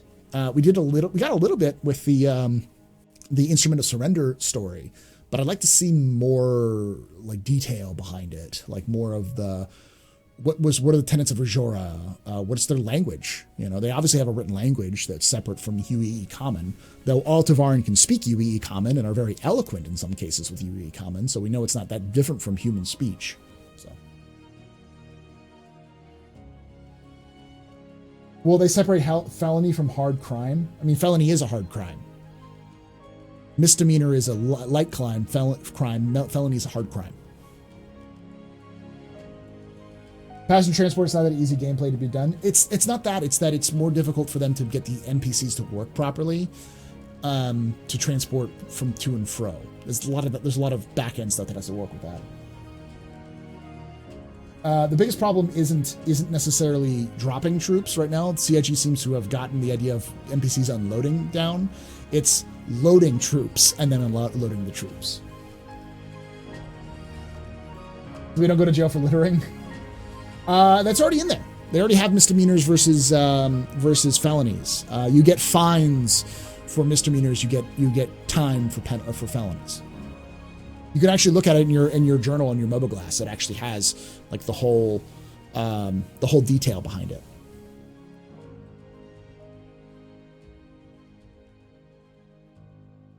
It's 3:55 in the morning for you. Damn.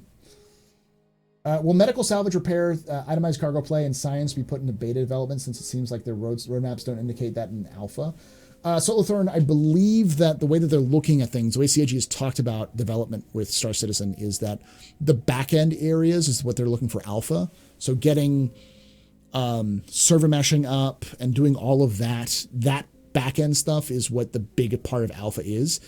And they may still be in alpha until they get all those other gameplay elements in. That would be traditional alpha, is get all of the gameplay elements in before that, and then call beta just polish, where you're just like adding more systems and stuff like that. And I feel like that may be the case, though CIG has hinted that that might be the case. They just say we're in beta without salvage existing. Though I feel like part of it as well is that CIG is building a lot of these things at the same time. So salvage may be lightly in development right now in terms of like playing around with ideas for it, but they have to wait until X, Y, or Z in the back end is done before they can actually get that done. The iCache, for instance, is a big part of that.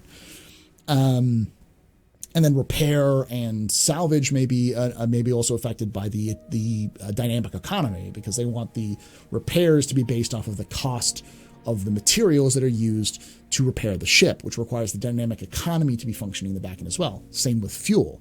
Fuel should be based off of the dynamic economy estimates. So you need to have dynamic economy, the iCache, both of those are required to work together, and then server meshing is also required to increase the player count to make all of that matter in the first place. So those three things are huge aspects, huge cornerstones of Star Citizen's development. So, and from, again, a lot of this is me extrapolating ideas from what CIG has said, but it sounds like that's what's going on. You've got a lot of stuff in the back end that needs to get worked on, so before they can even implement some of these things.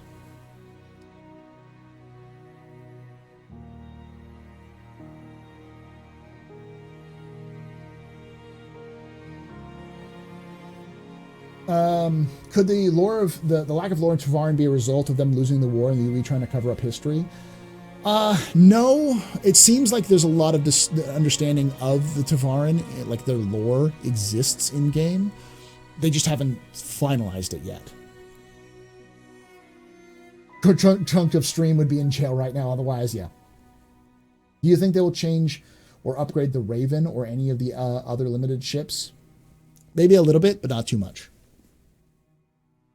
You expecting we can drop NPC troops piloting by players kind of battlefield missions? I think those will probably exist. Once you can get player load in, like you can load in and load out NPCs and players. I'm having lots of blonde moments today. It's all right.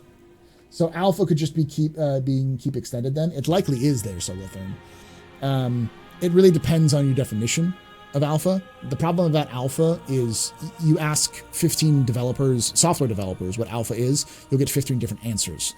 The most common agreed upon is that alpha is both a state that the game is in and a point upon which you want to reach. Once you've reached alpha, it is the end of you developing the tools and the back end and the basic outline of what you're looking for. Beta is for you to take those tools and make something. So in this case with Star Citizen, alpha could be all of the back end stuff being finished, server meshing, iCache, SOCS, all of that is done. And that means it is in alpha. It has reached the alpha state. But you can be in alpha without reaching the alpha state. You can have a alpha development up to alpha, and then alpha is another state upon which you reach beta. And beta, generally speaking, is called content complete, which just means that the stuff that you want to be in the software, whatever it is done. It's now a matter of taking those tools and tweaking them and what you have and tweaking it to make the final product. Games, for instance, it's all the gameplay elements, it's all the gameplay loops, but it's not necessarily the loops in terms of the finalized versions. It's more of the what software developers will call minimal viable product, or the base bare bones version of it that's going to be done, and then you add or tweak more things. But that can also depend from developer to developer. Some people will enter beta when it's already done, but they just need to tweak it to make it more fun for like a game.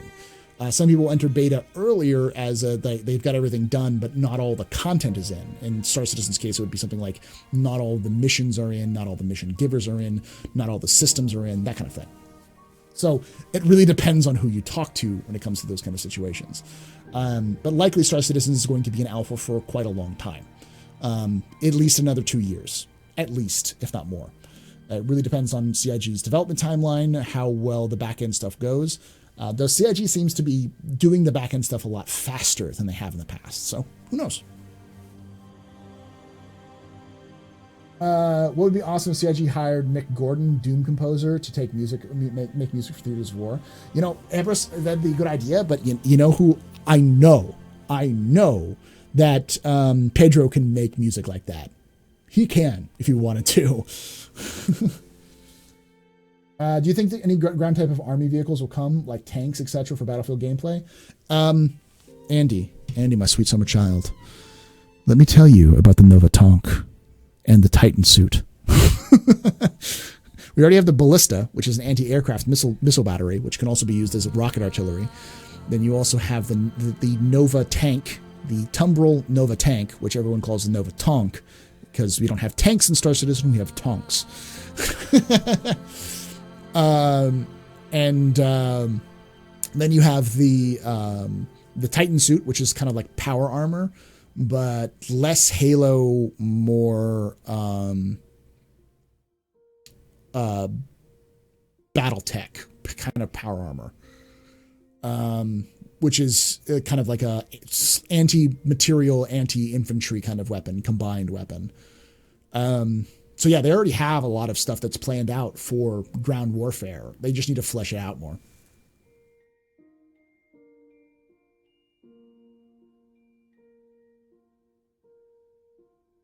There are no rules and the labels don't matter. Pretty much. Will there be movement territory between Yui, Xi'an, Banu, and Vanduul, so required to band together and gain territory? Yes, I guarantee that'll happen. They probably will have pre-scripted events where the Vanduul invade a system, and it's up to the players to either defend it or attack it. That kind of thing will probably happen all the time. But that has to do with more the story being told in Star Citizen, the overarching universe-scale story, rather than the individual player stories. Explain if it's true devs said to us that they have a few months Banu Merchantman is the next ship building after the Carrack. Do you know if the dev team works on it? They may have moved that away to focus more on the Hercules, because it seems like they're more focusing on the Hercules than the Banu Merchantman, which would be fine with me. The Banu Merchantman's got gameplay that's not in the game yet, so there's no point in working on it now. Though they probably have a little bit more work on it done because the Defender exists. So I play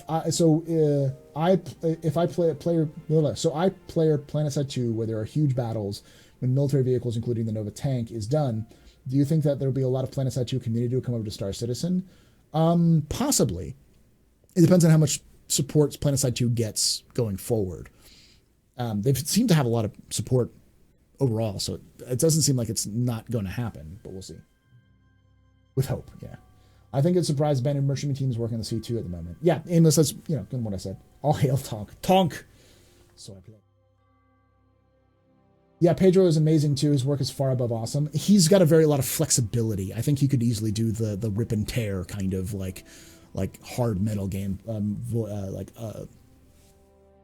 he wanted to. Though he probably wouldn't go hard metal. He'd probably go more glam metal with Star Citizen, because remember, you got to remember that it's also kind of an 80s aesthetic. 80s retrofuturism. Can I get a lamp on my Tonk? Yes.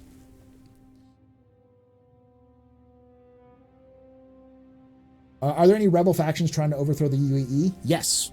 At least one is called Exma Labonum. You also have Xenothreat, which is trying to overthrow the UAE. Who are the leaders of Pyro? You have the People's... I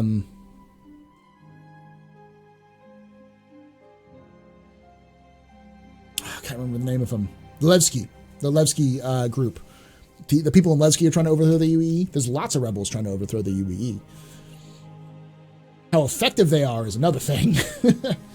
But yeah, if you don't like the UAE and you want to go live outside the UAE and try to attack them, there's plenty of people who will be your best friends.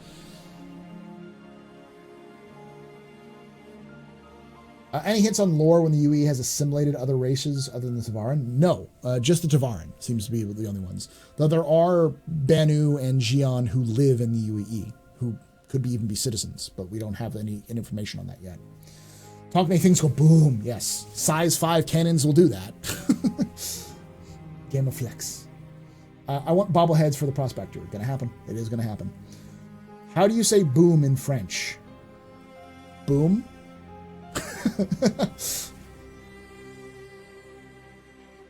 Zifro, help me out. How do you say boom in French? Antoine Lillard, who's running for Imperator, is trying to overthrow the UE. Yeah, even one of the candidates for Imperator. Le boom. Viva la boom. Yes.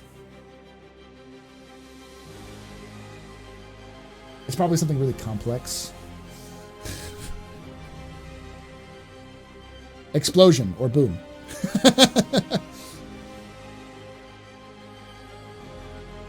Thank you, Zifro. Zifro speaks French, so that works.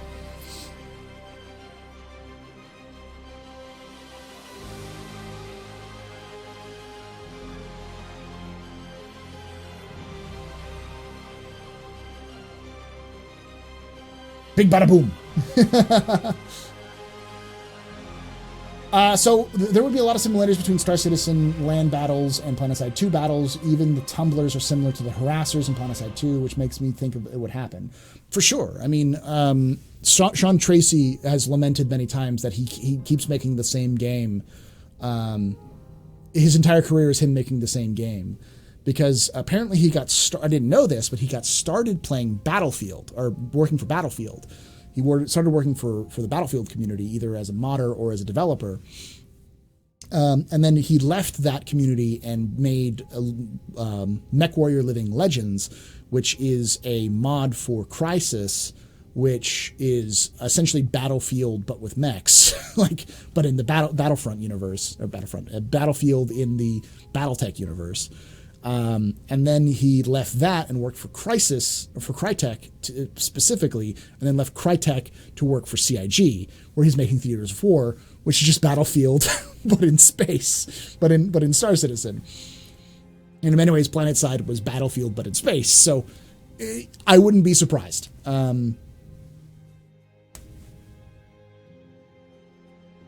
I wonder if we'll have orbital bombardment weapons. I think that's planned. Like they've talked about it's possible with what they have planned. It's very possible. The question is the accuracy of such, because you're firing a a projectile that is moving to a planet that is moving. And the rotations of the planets and star citizens is like 15 times faster than it is any other place. So you'd have to have a really good targeting technology to know where to hit in order to hit, to fire. Which would be cool. I'd like to see that as like a targeting, someone whose sole job is to target other like other ships or ground targets for like a capital ship. The Idris railgun could easily be an orbital bombardment technology, you know. The only issue that they would have is that for immersion's sake is like you hit a railgun target from orbit and you hit like an outpost, it would level everything in that outpost. Everything around that outpost would be destroyed. It'd hit like a nuclear bomb. The problem is that the outpost would the ground wouldn't deform and the outpost wouldn't be destroyed. So it would just be like a big boom, like a nuke going off and nothing being destroyed, except for the players and player vehicles. So the French onomatopoeia for boom, according to the first article came up in Google. Same language, yeah. Go ahead and look at the Google images for both Harasser and the Tumbler side by side. Yeah, I can pull them up on screen. Let me show you. I mean, I assume that the Harasser is also heavily based off of the Warthog. Pull it up here. Here's an image of the Harasser.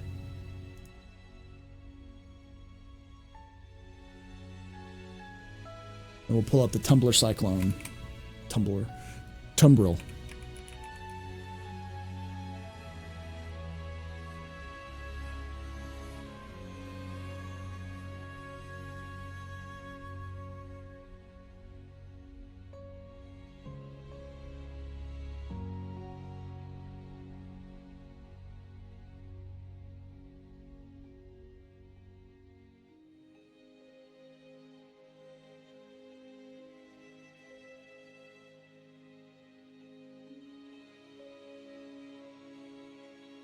Yep.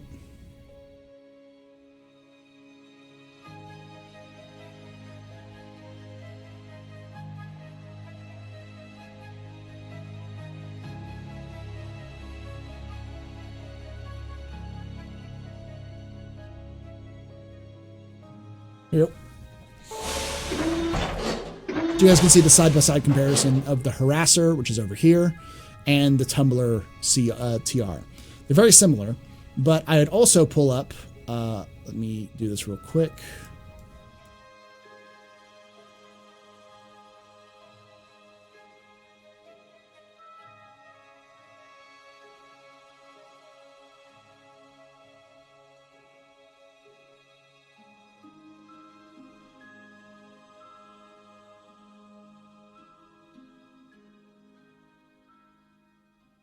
This. To show you the similarities of all three.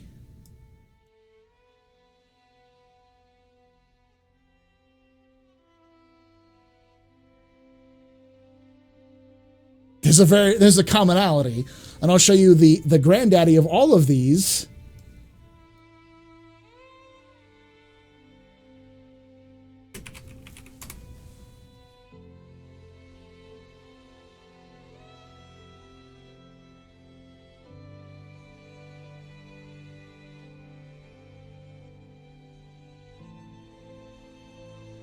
Which is why they all look the same, is because they're all based off of this bad boy. The Jeep. If you compare them all to this, Jeep, Jeep, Jeep. That's just the Jeep. General Purpose Infantry, whatever it's called, the Jeep stands for. The GP.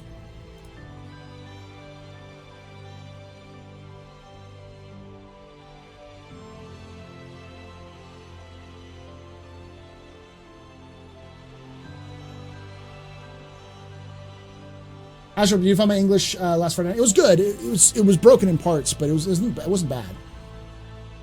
I would like CIG to add basic grid later on as the headings of the planets. It would be difficult because it's curved, so grids are a little bit harder to make, but they could work. Latin longitude. That makes the most sense, but, you know, we'll see.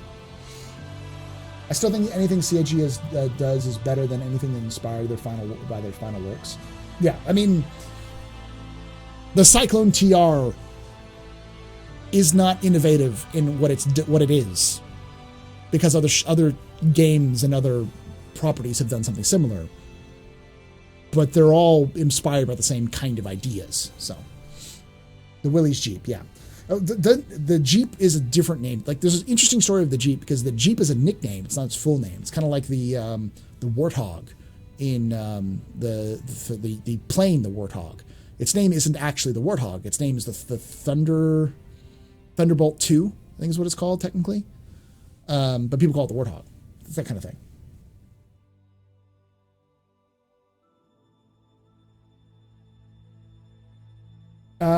The last one was the Jeep. The one before that was the Halo Warthog. The one in the middle of those three images was the Cyclone, which is actually in game right now. The Cyclone TR.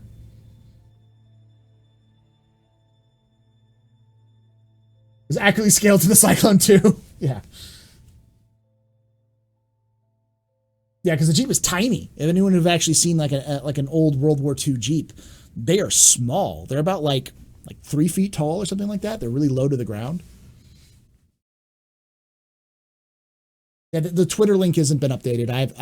I thought about doing it and I forgot about it, so don't worry about the RT. Usually I'm cool with that, but don't worry about it. Well, it was called the General Purpose, like the GP was what it's called, so people nicknamed it the Jeep. But they spelled it Jeep because that was a cartoon character, Jeep, that existed before that. It's kind of a weird story about that. Because the Thunderbolt was the P-47, yeah. Kaiser was the manufacturer. Well, Kaiser made a lot of things. They made a lot of boats, too. Ford also made the Jeep. Do you think the passenger terminals at space stations? Yes, they will, Solotherm. Not now, but eventually, yeah. They'll be for players who want to go from between planets without having to fly their ships. You just beat Pirate Swarm. It was I was Super Hornet, and there was an arrow with me. Can't seem to find a purchasable caterpillar. You can buy the upgrade, but I don't know if you can buy the caterpillar right now. Essentially, what you have to do is buy the. It's essentially a skin, is what it is. It was a cartoon character, yeah. There's a bunch of IRL modern ATVs that are heading that way in terms of look, yeah. Artists inspire each other. It's rarely stealing. The hubbub about stealing is just fanboy squawking. Oh, I didn't know. Is someone talking about stealing? It's not stealing. Look up the term for this.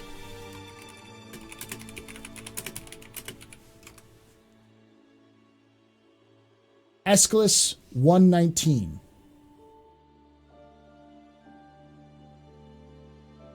Which is Ecclesiastes, I'm sorry. Ecclesiastes 119, which is literally a book in the Bible. Okay? What has been will be again. What has been done will be done again. There is nothing new under the sun. That was written thousands of years ago, and people were still thinking there's no such thing as a new thing.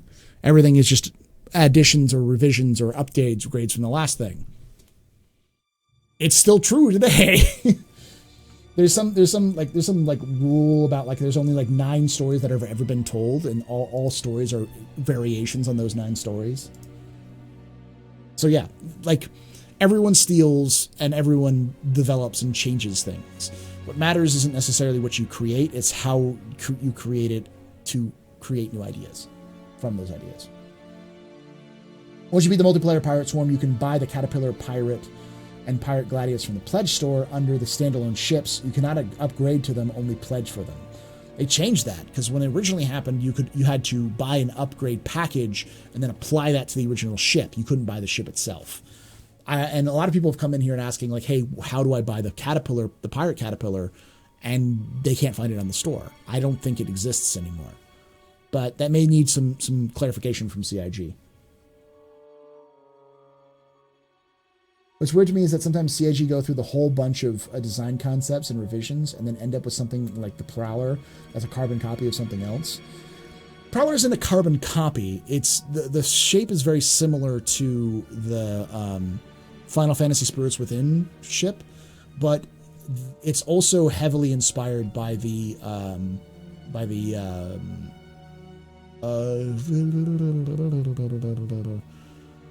Osprey. It's very much an Osprey. It's just you take the engines that are usually tilted up and you tilt them all the way down is the only difference. The pose, the posture, everything is Osprey, and then they kind of smoothed out the lines to make it look more alien, which eventually makes it look like the ship from Final Fantasy Spirits Within. But I can guarantee you that the ship from Final Fantasy Spirits Within is similar to other ships as well.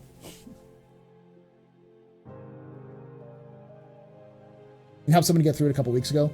So you can buy the ship as a standalone in the store, because I don't think you can buy the Caterpillar in the store anymore. Hey, Cynics, I'm doing good. Can we get a follow command for Cynics?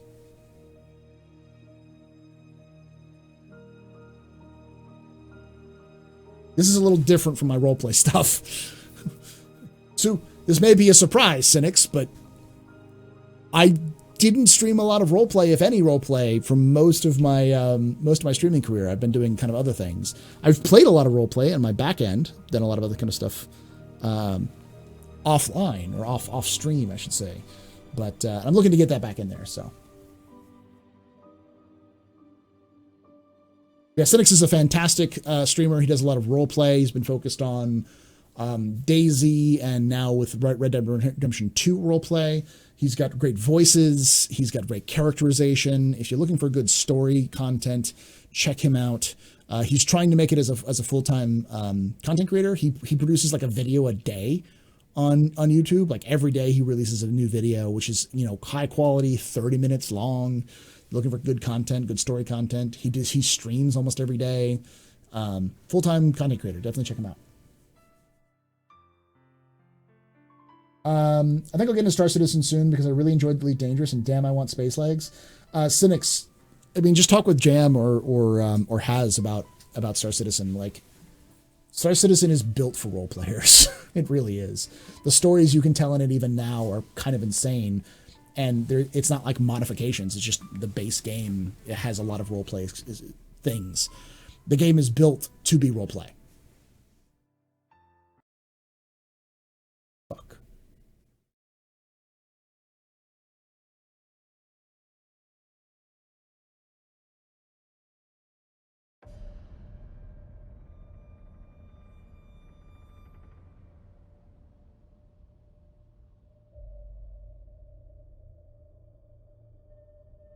No follow command? God damn it. Let's do this. Exclamation word follow at Maz. What are you doing?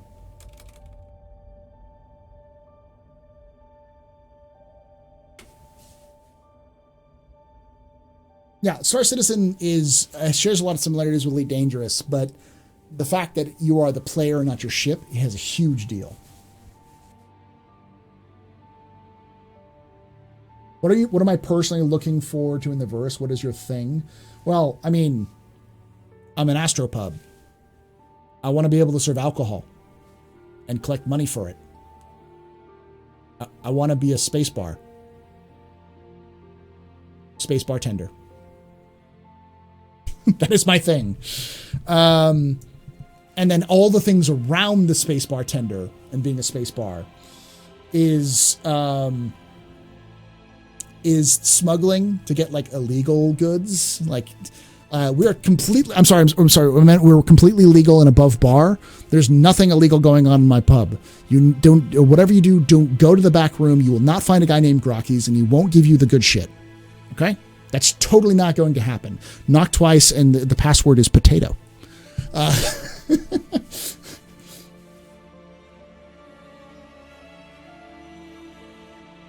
I'm still a keeper of the lore. I'm just also happen to have a bar.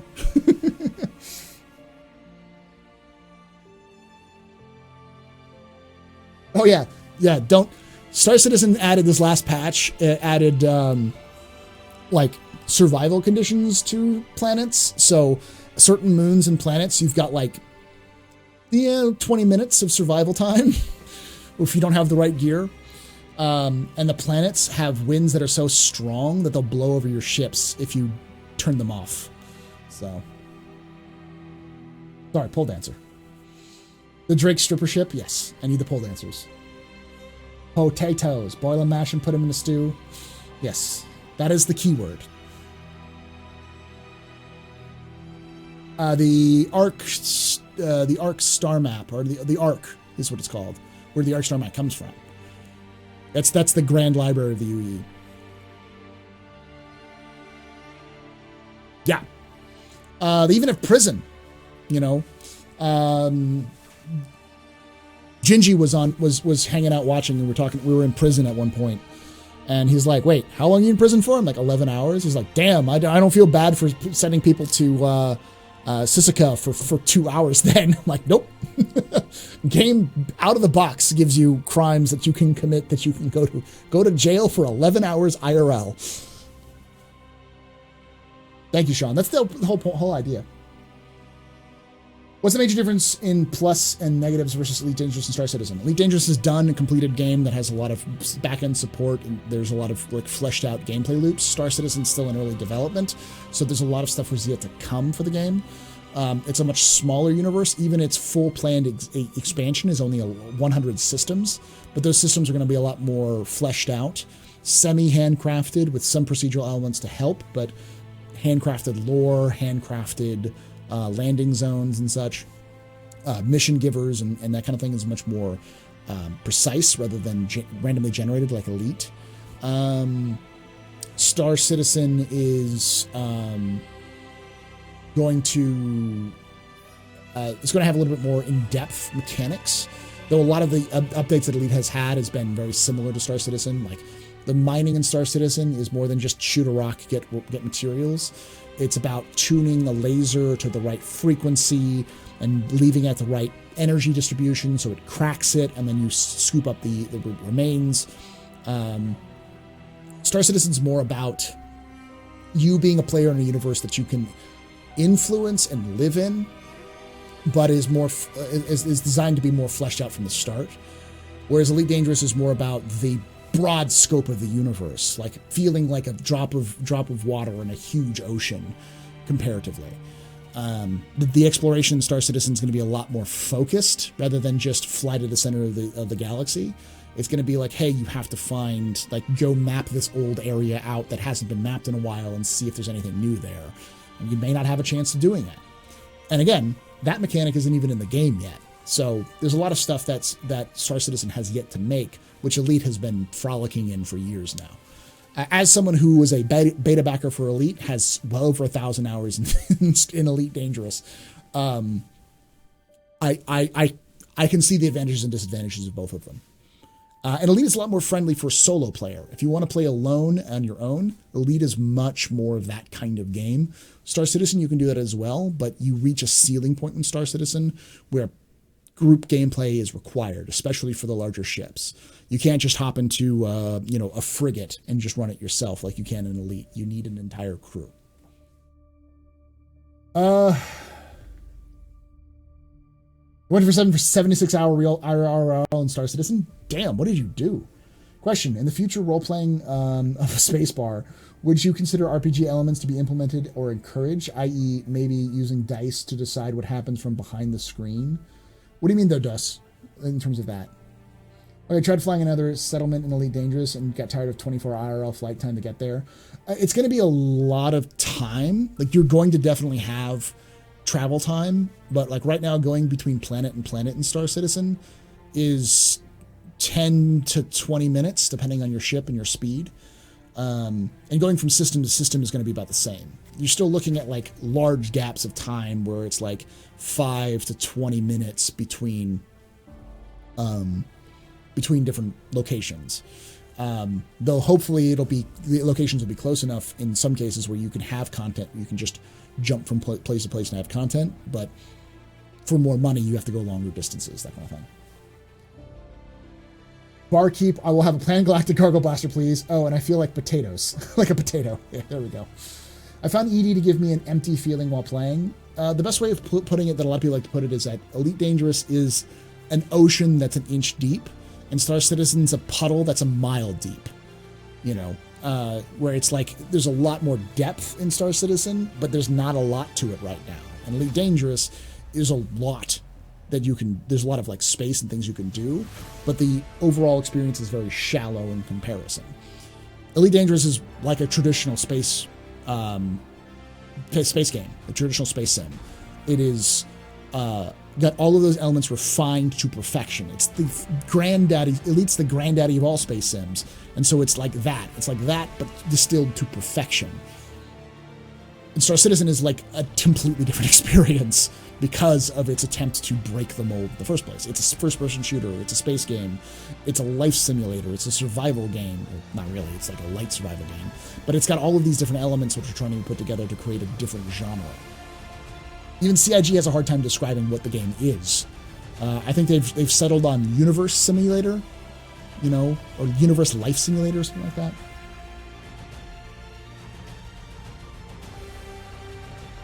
Roll a 6 to get blind. I don't think they'll have that kind of RPG elements. The difference with Star Citizen travel time is that you can leave the cockpit and do other things in your ship. That's true because you have the internal physics grids. Do you think that the Prowler will be able to stealth itself from being detected from the ballista like they showed in the Prowler commercial? Probably, depending on the components it uses. Also, learning what you can do in ED takes some time. Star Citizen takes a lot of time as well to learn what you can do, but I think it's a little bit more unforgiving than Elite, but not by much. There's a lot of similarities in terms of, like, Dig That is a great content creator. He made Elite content, Elite Dangerous content, and switched over to Star Citizen. He actually has an entire series called Star Citizen for Elite Commanders, where he talks about, like, this is what you do in Elite, this is what Star Citizen does, and this is how it's a little different. To kind of get people who are used to Elite to kind of transition over to Star Citizen easier. I actually enjoy playing Star Citizen with friends because of the downtime, i.e. when you're playing other games, we hardly talk, but we're busy focusing on the game 99% of the time. When we play Star Citizen, we fill the spaces with real conversation. It does. I mean, it really does make a huge difference. It's the BDSSE, yeah. Best damn space sim ever, but it's kind of a little more than that. I wonder how many Uncharted gem points are going to be to chart. Probably not a ton. Not a lot. You'd be probably surprised. It'll be a rare thing to find. So I was so bummed that ED when I lost my first Python. It took me forever to get first 60 million. Yeah. Hey, Joseph. Hey, Uber Nerd. Thanks for the raid, man. Hey, Uber Nerd is raiding with a party of 69. Nice. Welcome, guys. Let's get some points in there. Give some beers out there for you guys. And Barbaric Nun, Chopperick, Compton, you guys all for those follows. Remember, guys, we're giving away a Prowler, ! Prowler in chat. If you're if you're in my Twitch chat, if you're in my YouTube chat, I'll put this in here right now. There's the link. All you got to be doing is following the pub and subscribe to us on YouTube. Both are absolutely free, and you're entered to win. And that'll be drawn on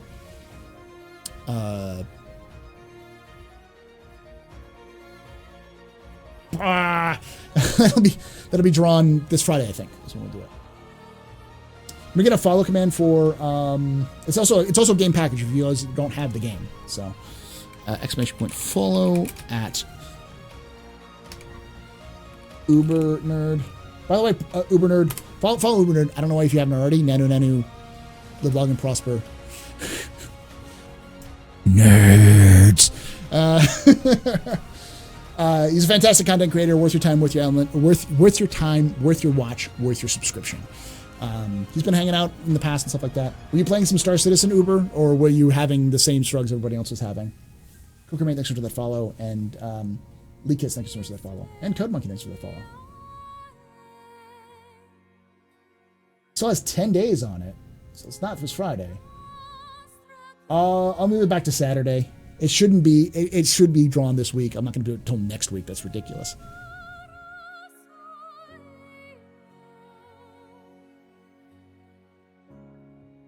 Who won the Gladius for April? We'll be drawing that at the end of the stream there, Solid Gun.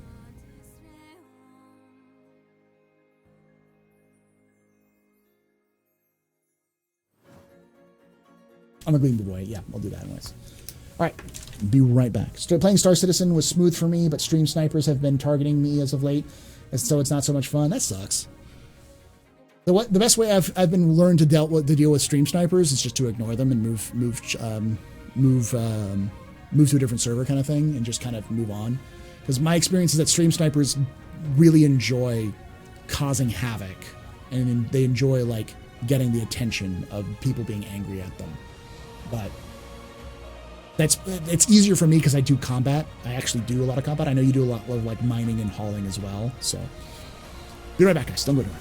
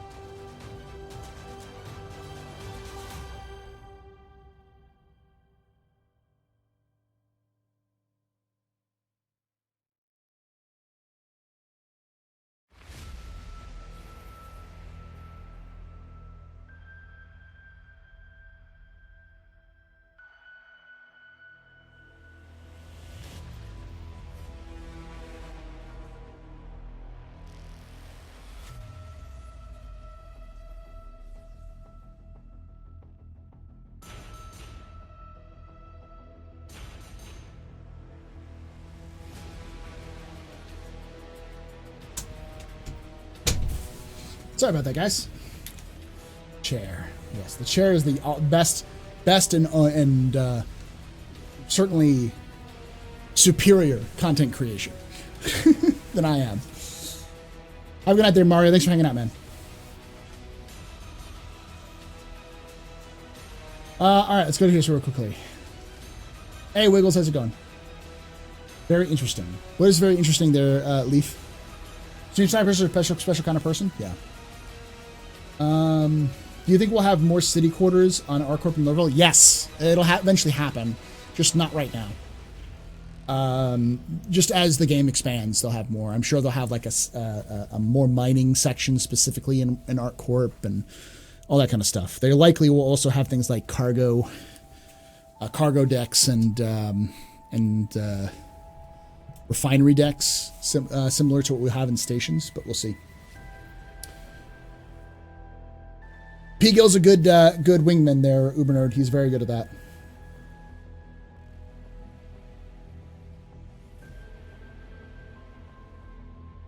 Give me more feature gameplay. It's a good shit you have. Astropub, great feature. It's the best feature.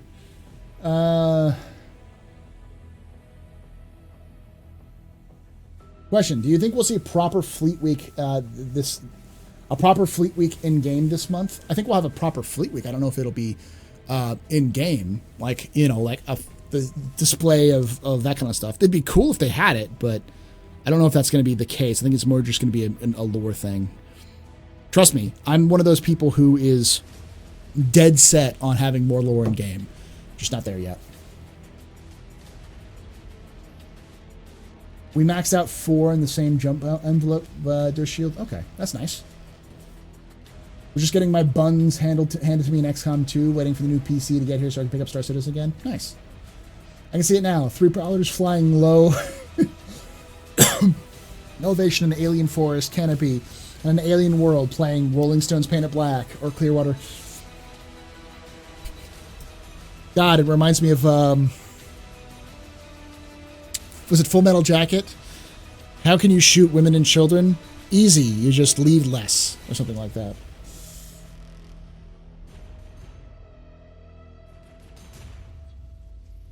I don't see what Swarm said. Swarm said something about those who watch Uber stream. Oh. I wouldn't, don't do that kind of thing on my channel. Like, I'd have no problem. I'm sure like Uber has no problem doing that on his kind of thing, but I don't like doing that necessarily because it's also against TOS to attack or to do other, to spark drama against other Twitch streamers in his Twitch chat. So please don't drag me into this controversy. If you're going to do something, feel free to do it on your own. Just don't do it in my chat. Don't talk about that kind of thing. I don't mind you talking about other things. Like Uber's an awesome content creator. So is Cynics. They're both awesome content creators. Feel free to talk about them. But it's just more like there's actually a TOS about like brigading other content creators. Full Metal Jacket, yeah, it was. Have a good night, Uber Nerd. Again, guys, go follow him. It's Apocalypse Now, not Full Metal Jacket. Okay.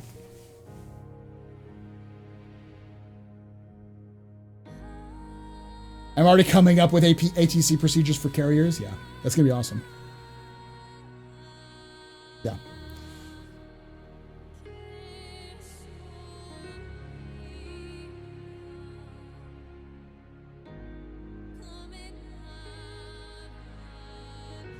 Any explosions today? No explosions today. Just office hours. Chill office hours. We'll be doing more explosions tomorrow. I'll probably stream a little bit of Star Citizen and then move over to Red Dead. Just to kind of do this. Oh, Code Monkey subscribed. Thank you for the subscription, Code Monkey. I didn't see that subscription. Thank you so much, man. Big awesome. Can we get some shots and cheers in chat for Code Monkey? Let's do some more beers.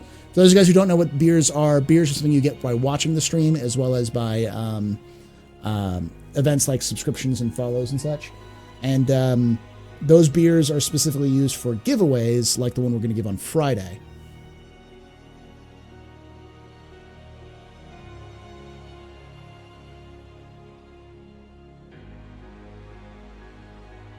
Yeah, exactly. You think the Arc Station would maybe be coming in the game before the devs build the system like Delamar? Probably not,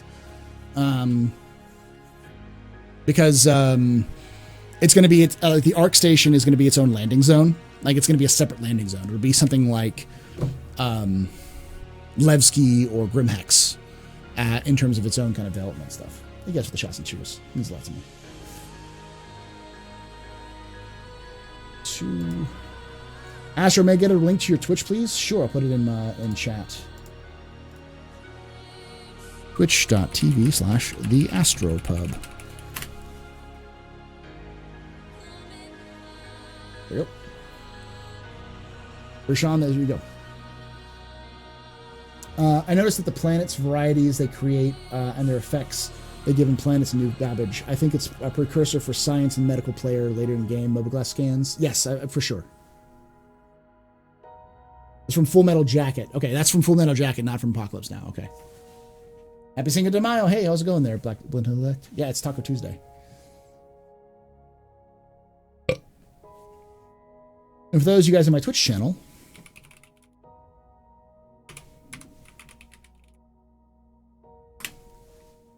go there. Did I say that right? Yeah, I did. That's where you get content like Galactic Historian. And if you missed the captain's table on Saturdays, that's where it ends up.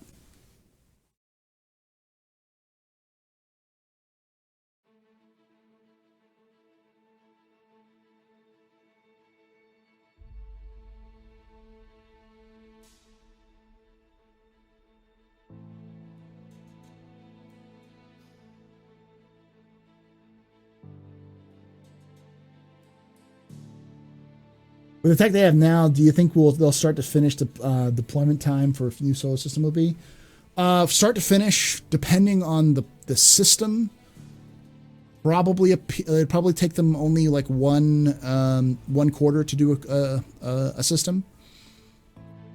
I mean, I think the goal is for their tech team to be able to do one solar system a quarter, if not one solar system, or if not multiple solar systems a quarter. For instance, Pyro is going to be, everyone says it's easier, and it probably will be easier than Stanton was. But you're still looking at, let's look at Pyro specifically. Let's see how many planets Pyro has. Do that as a group here.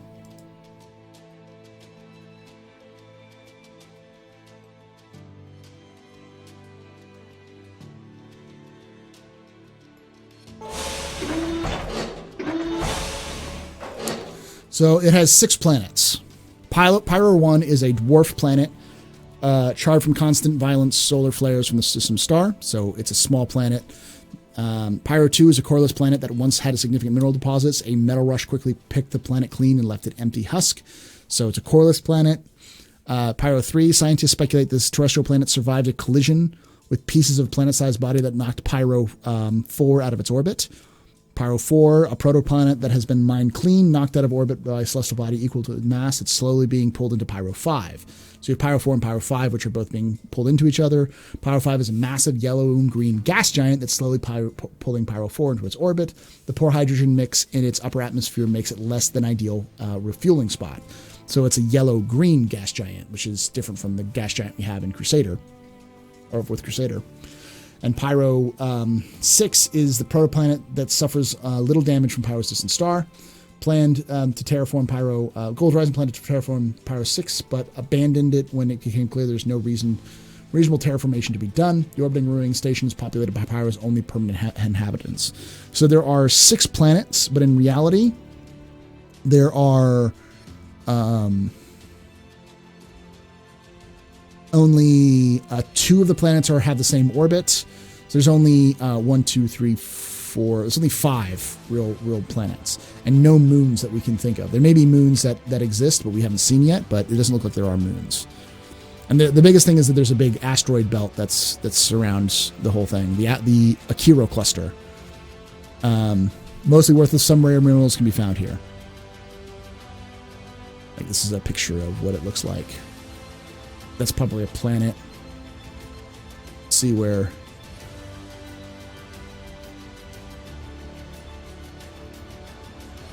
1 point to Terra.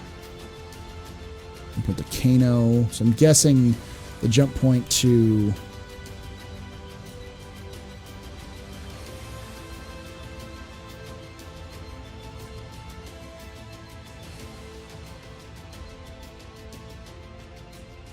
The jump point to Crusader might be by Pyro or by Ruin Station itself.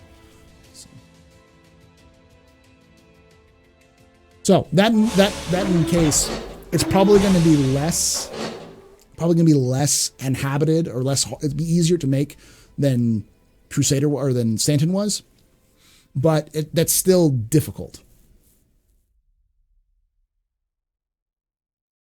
Do you think there'll be NPC bar fights? I know there's going to be 2 NPC bar fights.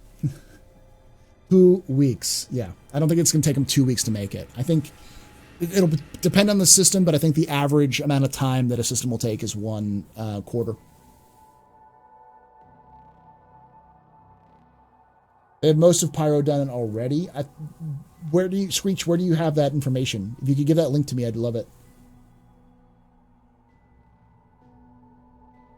We won't see until they have server meshing. That's for sure. But where did you get the information they have most of it done already?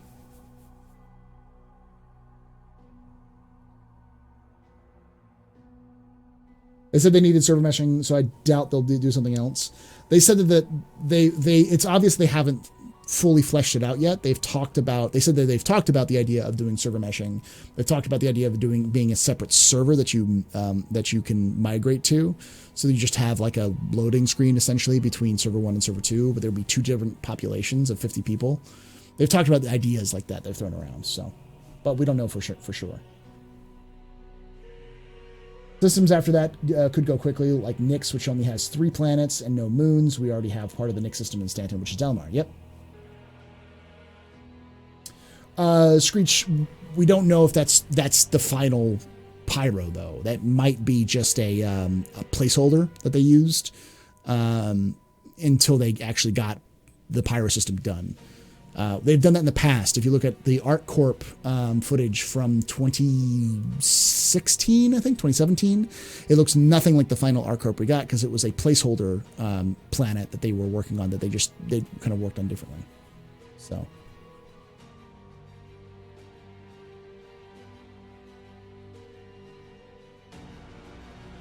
Why all the stairs? Why aren't there escalators or gravity lifts? You mean gravitic lifts?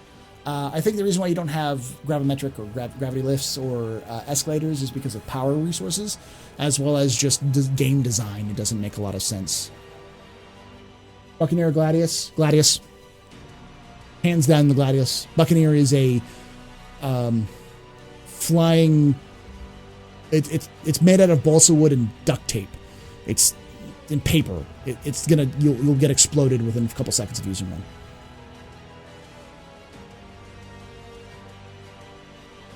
We also saw the Idris 2 years ago and it's still not finished. That's true.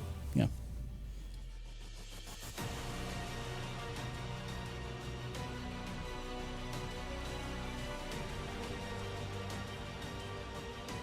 I used to own a Buccaneer. And CIG kept saying they're going to fix it, but they never have. I wouldn't suggest anyone get a Buccaneer, even in game, like with in-game cash. Just get a Gladius. It's much better.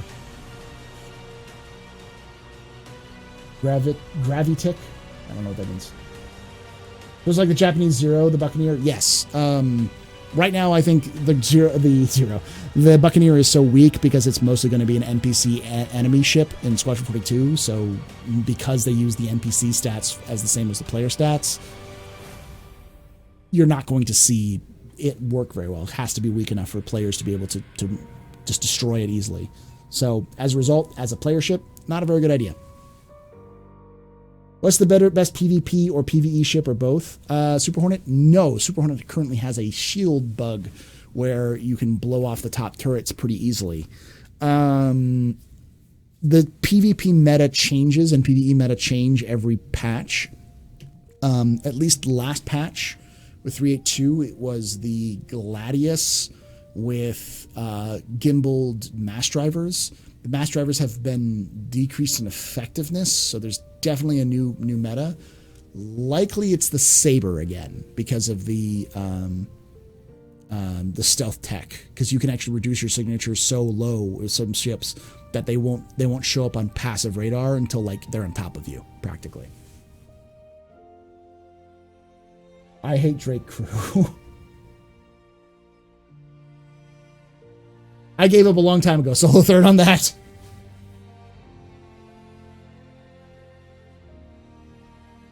Do you think CIG will be releasing the F8 Lightning or selling it? They will sell it. The way that they've talked about the F8 Lightning is that it will be available for players who beat Squadron 42. Be able to purchase in-game for players who beat Squadron 42. I have 2 of them because of my backer status. Thanks to all the giveaways I've done in the last 6 years, I've got a lot of it's something like 16K or something like that is what I've spent on Star Citizen over the last 6 years, and like 15K plus of that has just been from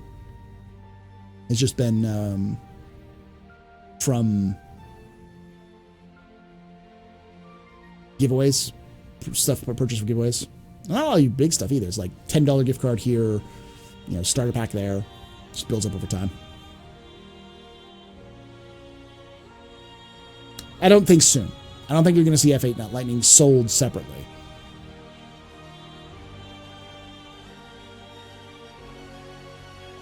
I don't know. Maybe. Yeah, because it's in Squadron 42, Sean. The F8 is a ship in Squadron 42. And a lot of, because of the nature of the game dev, of how CIG makes game dev, Squadron 42 and Star Citizen's the same game dev branch. So they're all building it on the same thing, and then they branch it off for Star Citizen versus Squadron 42. A lot of Squadron 42 assets have ended up in Star Citizen, including entire mission profiles, mission logs, audio files. All of that has ended up from Squadron 42 in Star Citizen builds in the past. So likely the F8 was in there because of either the because at one point showed off for the what was it called? The IAE, the IAE Expo, the IAE Expo, whatever. That whole like event, they had a display of the F8, so it was in game at one point. It's also been in game for. So it was obviously in game for Squad 42. So, yeah. Yeah, but Lady Space Patrol, I don't know if the 600i repolish is going to go with 399.1. Probably, if it's going to go with anything, it's probably the next patch, the 3.10, the next major patch. Nerfing weapons seems pointless as anyone can use them. No, not really. It's not necessarily nerfing, it's just balancing them properly. I was playing around with EM Signature on Urkel today. How did that go there, Dushield? Downside with the Saber is you have to buy it in-game or wait for the anniversary sale to get it. Yes, that is the downside. Same with the Super Hornet, though. The Super Hornet is not available to purchase except for with specific things like that. But you can buy it in-game. So, well, I don't know about the Super Hornet. I don't know if you can buy the Super Hornet game. You can buy the regular Hornet. All right, guys, I've already pushed this way past I should have. Best PvP ship is available right now is the Gladius. Probably the Gladius. Combined for both of them, yes. The best PvE ship, in my experience, can also be the Freelancer or the Freelancer, the Vanguard, or the Cutlass. They're all very similar. Obviously, the Vanguard's better, but it's more expensive. But you can even stock those builds can do pretty well in PvE because they're rough, they're tumble, they can take a lot of hits, and they have a lot of missiles and they have a lot of guns. So. I reported an issue of the issue council. I complained about the Ursa rover not fitting in the Freelancer Max because of the remote turret pylons being in the way. 3 days later, they made them no clip. Oh, nice. Yeah, we'll be back tomorrow, guys, for some more Star Citizen. We'll be doing a new thing, Wild West RP, which I've been doing offline for a while. So we'll be playing that. I haven't decided what player I'll play. I'll probably play my lawyer. It's not the most stimulating, but we'll see if we can get into it. And then, let's see, after that, Thursday we do our Zero to Hero run, where we play a basic starter package with Star Citizen and move it all the way up to to like buying, like basically progress in game. Friday is our bar night where we open up a bar. We do some light role play with like serving drinks and stuff like that. We'll be serving drinks at Old 38 or R38 on Grimhex this next week. And then on Saturday, we've got our tabletop RPG game of The Expanse, which has Mythmatic, Meyer, Dr. Drones, Buster the Destroyer, and HP Braincase. And after that, we have our Captain's Table. And this week on the Captain's Table, we have, right now, Stim Citizen. I haven't figured out who the other person is going to be there yet, but Stim Citizen's one of them. So we'll figure that out soon. I'll let you guys know. Thank you guys for hanging out with us. Thank you guys. You're awesome. Make sure you guys are entering that Prowler giveaway. And have a good night, guys.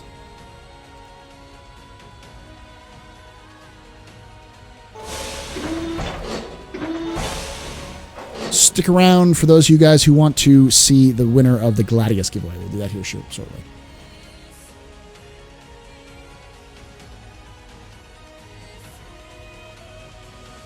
No, you didn't. We'll be doing that here shortly. This is just mostly for the Twitch recording, or the YouTube recording.